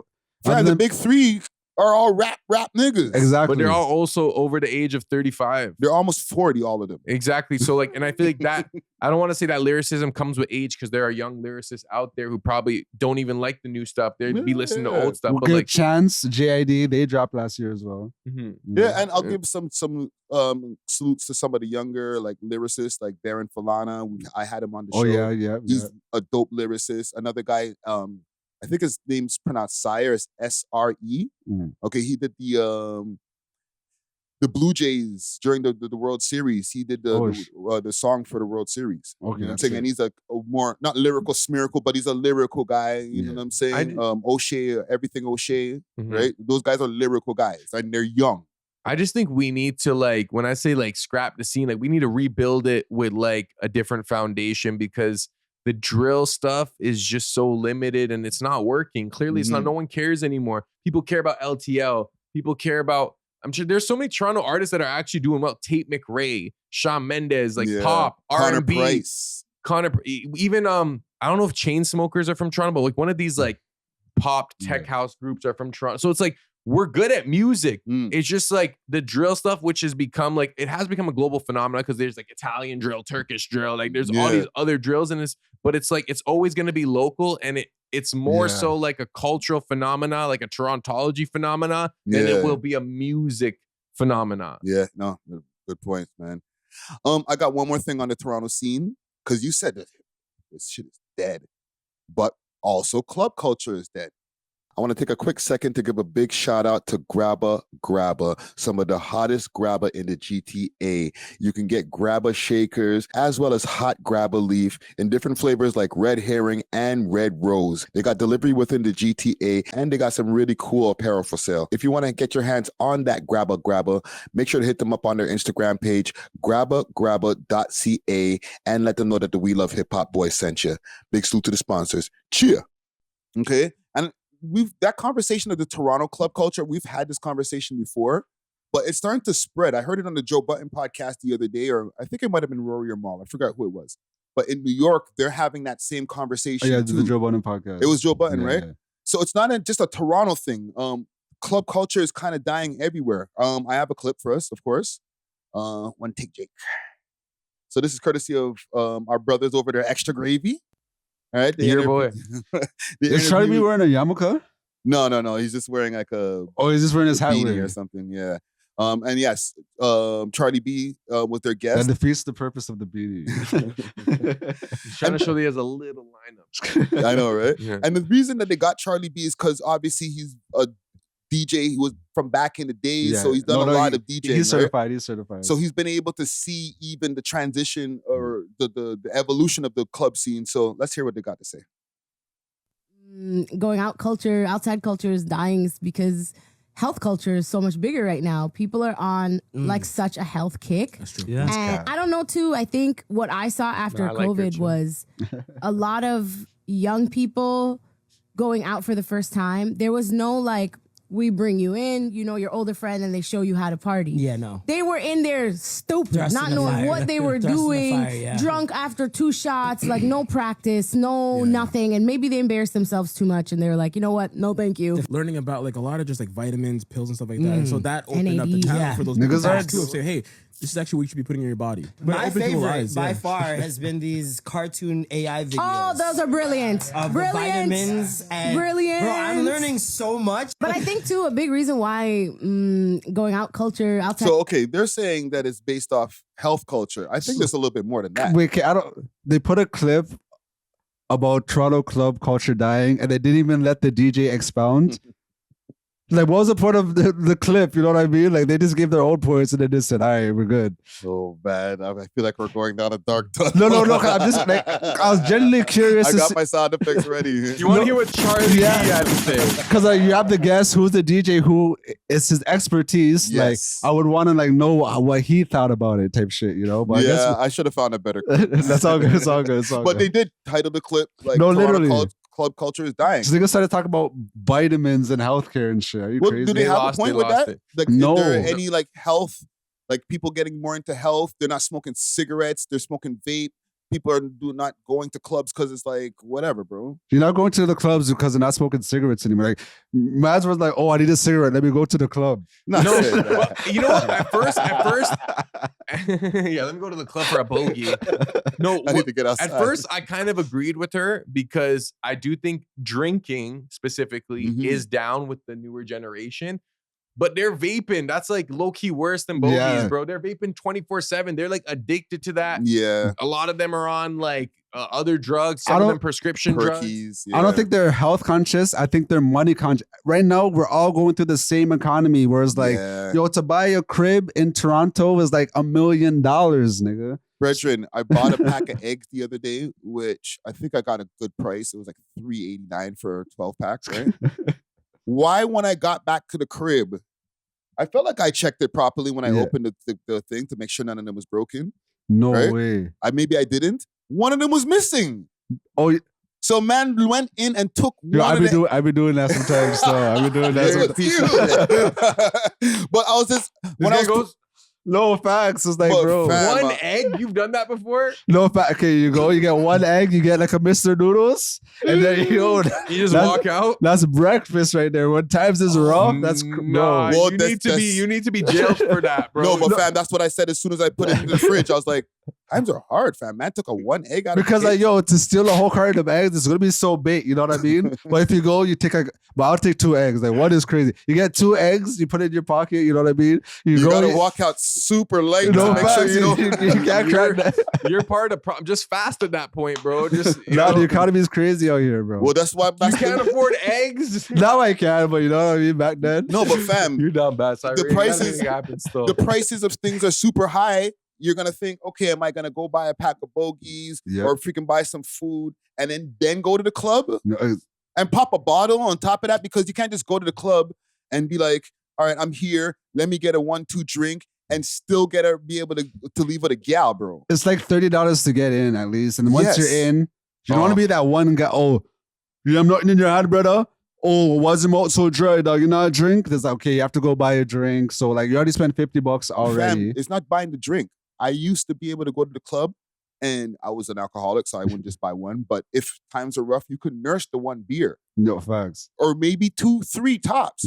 You're still a loser in today's times if you're just drinking 1, 2 beers on the dance floor. You're not getting a bottle, fam? No, okay, here's what I'll say, because I do agree that the younger generation, they only seen bottle service. They haven't seen the generation that we were part of where like you just go and dance. Just get a couple of drinks and go dance. If you're a super guy and you're well dressed, you look good, you have you have a good body and stuff, you hug a beer, you can still pull girls, bro. You can pull more girls than that loser popping 5 bottles for girls that just want him to trick, bro. It's all in you. It's not on you, it's in you. You know what I'm saying? No, but you know this though, fam. Like, you are self-aware and stuff like that. We're talking about Gen Zs, fam. Not everybody just knows that. The thing is, I even heard when Joe Budden and them were talking about it, like, they sounded so old to me still. Like, oh, the new kids ain't fucking. The new kids don't want no pussy, blah, blah, blah. Like, these new niggas is gay, blah, blah, blah, you know? Yeah. And I'm like, because they talk about how mans aren't having kids and not having families and stuff. But I think it just all goes back to the economy, bro. Because even me, like, I be fucking, bro. Even last night, I got me some book, you know what I mean? Like, you got no sleep. But I don't have no kids. And the reason why I don't have no kids is because, I see how this economy is for me alone. I couldn't even imagine if I had like a little jit with me and I had to take care of my shawty too, you know what I mean? Like, now I'm able to kind of move and shake. If I have to go steal an egg and the noodles, I could do that, you know? But imagine if like, okay, I have 2 youths and a shawty, so I have to steal the whole carton. Yeah, but I also feel, just like Czar, you're more self-aware, different things like that. Like, if you're talking about like the Gen Z, bro, they're like on their phone. A lot of them have grown. Their formative years have been during the pandemic, so they aren't even on the outside thing like that, bro. They're introverts and they're weird, fam. Like, they don't know how to interact with each other like you guys did. I think this is a specifically Gen Z male problem, because I think the women are hyper aware of their value as young women, and they be going for like the rich dudes. So now, at least with us, bro, like back in the day, you could bag a baddie with like on the bus, bro. Like that's not happening for this new generation, because the girl's already aware that she can find like a guy to trick on her because she's a young woman. Yeah, not on the bus. Not on the bus. Not on the bus. Like, if you're her age, you're gonna have to like be hyper like nervous that like this girl's just gonna choose up to like a grown man when like we're both 19, but like a 29-year-old with a good career can choose it, and I don't have that to offer. Fam, there's celebrities in this city that can DM that girl.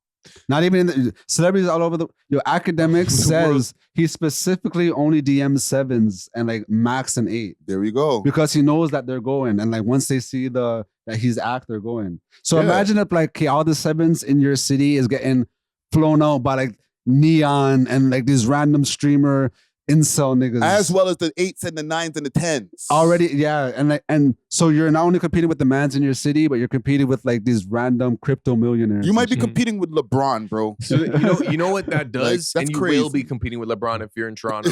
Yes. But What I will say is what that does is it creates a different mindset for the dudes where it's like, I have to be up before. I'm not even focused on girls right now because like, yo, every girl just wants money. So like, let me get my money. You know what I'm saying? Let me try to crash out and get a quick lick. And that's how you end up with a lot of these dudes that got switches. They're trying to hit these crazy licks because it's really just like get girls low key. That's the wrong way to crash out. You have to crash out in the sense of like, oh, I'm about to dedicate 10,000 hours to my craft and become a master at blah blah blah. Type shit. You know, like you have to use that resilience. Don't start like robbing niggas. But yo, the thing is, they're even aware that like, yo, I could become a firefighter tomorrow, but my girl's still gonna go for like a next, like a celebrity type of dude, an entrepreneur. Like, so they're thinking like, I gotta either be a content creator or I gotta be a dope boy or I gotta like do something outside of 9 to 5. And bringing it back to the club with all that you guys said, right? When we watch club culture, at least me now who's inside, most of the time I'm watching like celebrity club culture, right? I'm watching like academics when he goes out and like he's popping bottles next to 6ix9ine or I don't know, whatever, insert whatever celebrity name is hanging out with him and there's a sign going across. It's like, if that's what you're seeing as a young buck, like fam, that's intimidating to be like, all right, this is gonna be my first time in the club, bro. And the thing is, like back in the day, it used to be rare for someone to have a section. Like for someone to be sectioned off is like, okay, there's actually a celebrity here. Yes. But now like everyone's in the booth. So like everyone's sectioned off. So everyone feels like celebrities. So everyone's having their own and mini that party. sign, bro, that white sign, they're using it for whatever. No, they're doing it facts. to use to diss their ops or whatever. I'm like, yo, how many celebrities are in this club? No, it's just like the gang over there. And they could afford it. Yo, fam, I watched the clip on Reddit last night. They're like, Toronto man spent 100 grand in the club, fam. They're not celebrities, fam. They're man them. Even the party I did, one of the artists that performed, like he brought his manager and like his peoples and stuff. That's as well. who bought the bottle. Yeah, so they bought a bottle and stuff. But I'm like, yo, I appreciate that they did that, but like that was completely unnecessary. Like we're not gonna like your music more just because you guys bought the bottle. You know what I mean? No, but I think it's a confidence thing. And it's also like a staturing sort of like territory kind of thing. Like, let me establish my like, dominance. there's only like 40 people here, bro. Like, There wasn't even 40 people when they got the bottle. There was like 8. Yeah, like the 40 people came after. Like. Yeah, no one's seen the... Yeah, no one's seen it. No, it was only them. It was the DJs and this one group, and the they workers. have to do that every time people order a bottle and shit or a bunch of bottles. It depends because I was at apartment. That's a lot. I was at apartment 200 one time. We have to get a bottle to even get in because they're at capacity or even that, bro. If I'm 19, like I gotta get a bottle to even get in, Reggie. I'm staying home. So okay, we get the bottle, we go in, and then like the shorties just pull up. I'm like, where's the sparkler? Like, what the fuck? What's going on? They're like, oh, because you guys didn't get 2, you only got 1. Like, oh my god! I'm like, that's crazy. I'm never going to an apartment. Who wants to go to a club, fam? And I keep on hearing you guys talk about this place, and I see it on the gram all the time. It looks like the place to be. But if I'm 17, going on to 18, 19 now, and I'm like, this is gonna be my first time in the club, I need to have at least 10 racks before I enter, fam. No, but you know what? I honestly give some accountability or responsibility to our generation. We're supposed to take the youngins to the club and show them how it's done. One time me and Natural went to an apartment. I'd be taking the youngins to the club. I'm joking. But one time we went to an apartment, I swear we just got a 1-2 drink. We were with shotties and stuff. Like we were able to make, so if you take the young generation, be like, yo, this is how you do it, bro. Get a 1 drink. Yo, you see a girl, yo, this is how you approach. Yeah. Well, let's run a 2-man. You know what I'm saying? You don't have to buy a bottle to impress these girls to come to talk to you, bro. If you have game, if you have sauce, that's timeless, bro. Yeah. It's just they're going to tell you need a bottle. Yeah. When I think about it, Mandem didn't really usher me into the club like that either. But maybe it's a little different for me because I was DJing in the club from young, so I already kind of knew. But when it was time for me to go in the club dolo, like I was going with my boys from my age group. Like we didn't really have OGs that would like, okay, and then that's the bottle service lady, and make sure. But the times are different, right? So like now, because everything's all discombobulated and people are complaining about less patrons and people buying less alcohol, maybe they need some unks like you guys to teach them some game. And I also think the generation we were a part of like wasn't too far off from the previous generation where it's like that's just what you did. Like it was like kind of a given. You didn't really have to like coach them, but like these new kids with the pandemic and everything, like you kind of like they don't know the other side. They don't know what clubbing actually is. You gotta hold her hand. All they see is the bottle service, the sparklers, and like you have to be rich. You have to Yeah. drop bands, and it's like you guys don't. are from the social media age, but not complete social media age. You feel me? Yeah. Like you still have a little bit of analog in you, a little bit. You know what We I'm saying? remember when it started. Like we were Yes. still we already had consciousness when social media started. Like Yeah. early Facebook, early You guys MSN. watched evolutions of Instagram from photos only and No, shit like exactly. that. You know what I'm saying? These youths have been on Instagram Live from the time they start to be like teenagers, fam. Yeah. You know what I'm saying? So they're literally watching the bottles and all the time from when they're like kids, fam. Like they're like, okay, this is what I'm gonna have to do when I go out. Yeah. You don't, but they don't know that, fam. You're 17, fam. That's all you see. And when you try to do it early, you gotta be a guy, fam. Think about that, fam. If you're a 17-year-old who's who's made it into the club, Yeah. and like you're able to freaking I got my racks and I'm throwing some you see guys throwing money on the gal them and stuff like that, fam. You're a super guy when you go back to the hood, fam. I'm only 17 and I do this. Yeah, but I think it's first of all, they don't even think about dancing like that. So all they're thinking about is like looking cool, showing Looking dominance. cool. You know what I'm saying? Like Yeah. that's not what the club. I mean, it's kind of what it is about now, but that's not what the origin of the club was. You really No. went for the music, for dancing, for the girls, for the drinks. Like that was the whole point. It was never like, yo, I'm gonna go to the club and like assert myself as the guy and then just make sure everyone knows I'm the guy. Like Fam, man's going to the club with a cameraman. And that's why I do think that, like, I know Matt's thinking I'm crazy for this, but yo, the metaverse shit, I don't, maybe not in the next 5 years, but I can see, 10 years, niggas are gonna be going to the club in their meta glasses, bro. Oh, academics and Aiden Ross is gonna be at this spot. Yeah, let me just put on my glasses and I'm gonna party with them. Yeah. Oh, LeBron is gonna be here. Obviously not in 10 years, because you know what I mean. But like probably less, bro. Less. And they're already doing it in a different way because a lot of these guys will watch these guys in the club That's on their true. stream That's and just true. be in the chat. They That's just don't have the true. Oculus on, fam. So they're like vicariously living Yeah. through watching Myron and those guys freaking singing the HH song and they're in the chat, fam. So like, go to the club. This is lit. Yeah. Yo, Sneeko, Go you have to talk to that outside. girl. Yo, talk to the girl in the red dress, bro. Please talk to her, please. No, you go outside and you go talk to the girl.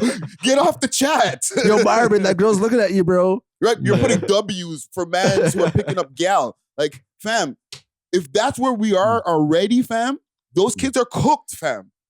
And we didn't give the Joe Button they're not having sex. Like, fam, I think we broke it down pretty good, fam. These Yeah. kids are cooked, fam. Like, Are they in this or they're like this, fam. Are they cooked though? Because like, imagine if you could just like click any screen and you could just like learn from the grade. Like the grade in the sense of like what you want to learn from. Like, or if I want to talk to like let's say everyone's like live streaming 100% of the time. So like, oh, LeBron's my favorite person. He's live streaming his like practice right now. I could watch how he practices and I could implement those things. I'm not talking about that. I'm talking about the human interaction of going to a club. These guys are not going to find wives and women are not going to find husbands because they're not even meeting up, fam. Especially if they start getting into the Oculus, fam, then they're never linking. People are meeting through Discord. People are meeting through. Yes. I met enough of them on IG. You know what I mean? People Like, meet through Xbox and PlayStation. Like people meet digitally. And me, I used to watch Keys to the VIP and shit.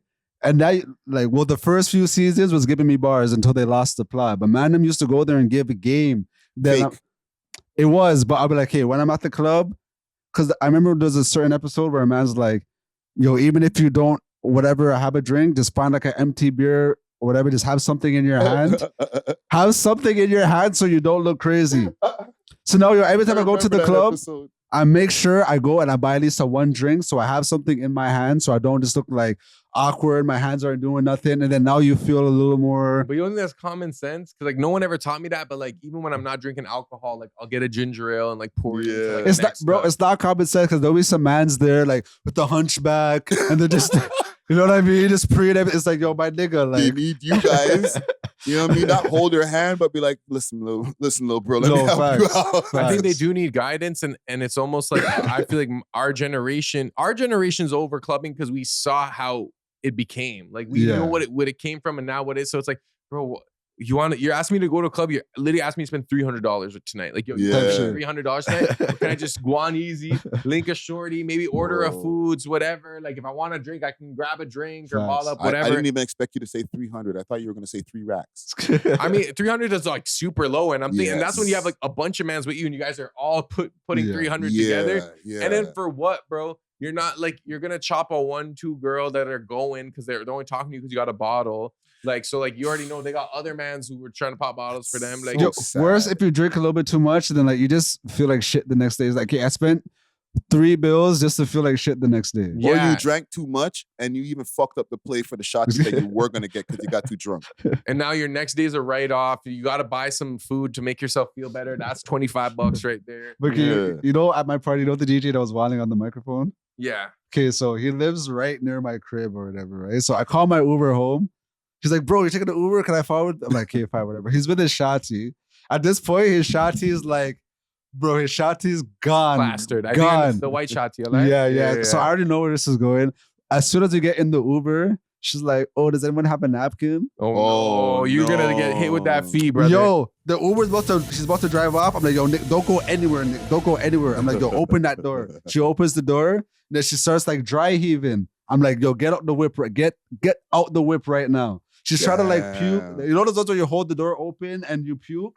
She's trying to do those ones. I'm like, no. I'm like, yo, get your bitch Fully out the whip right. Get her out. And then she got out and then she puked outside.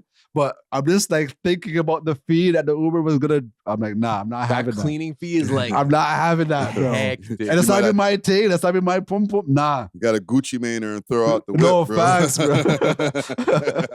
Yo, that's some young Dolph thing. Oh man.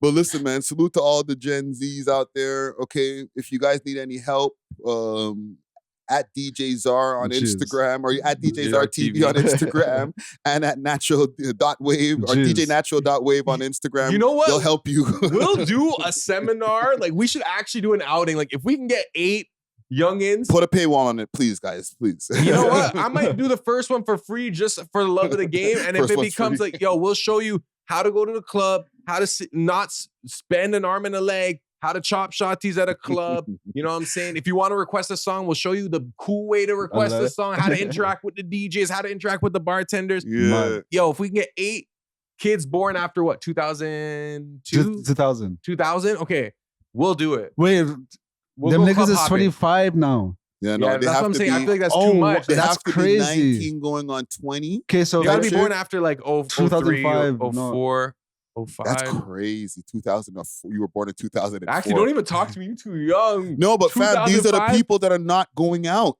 They're the ones who are going to be the next generation of people that have stories to tell their kids, like, yo, I used to go to this club, and encourage their kids to keep the nightlife alive, bro. If you guys don't help them, you guys specifically, if you don't help them, hope is lost, fam. 2003. I said my dad has beer baby moms, whatever.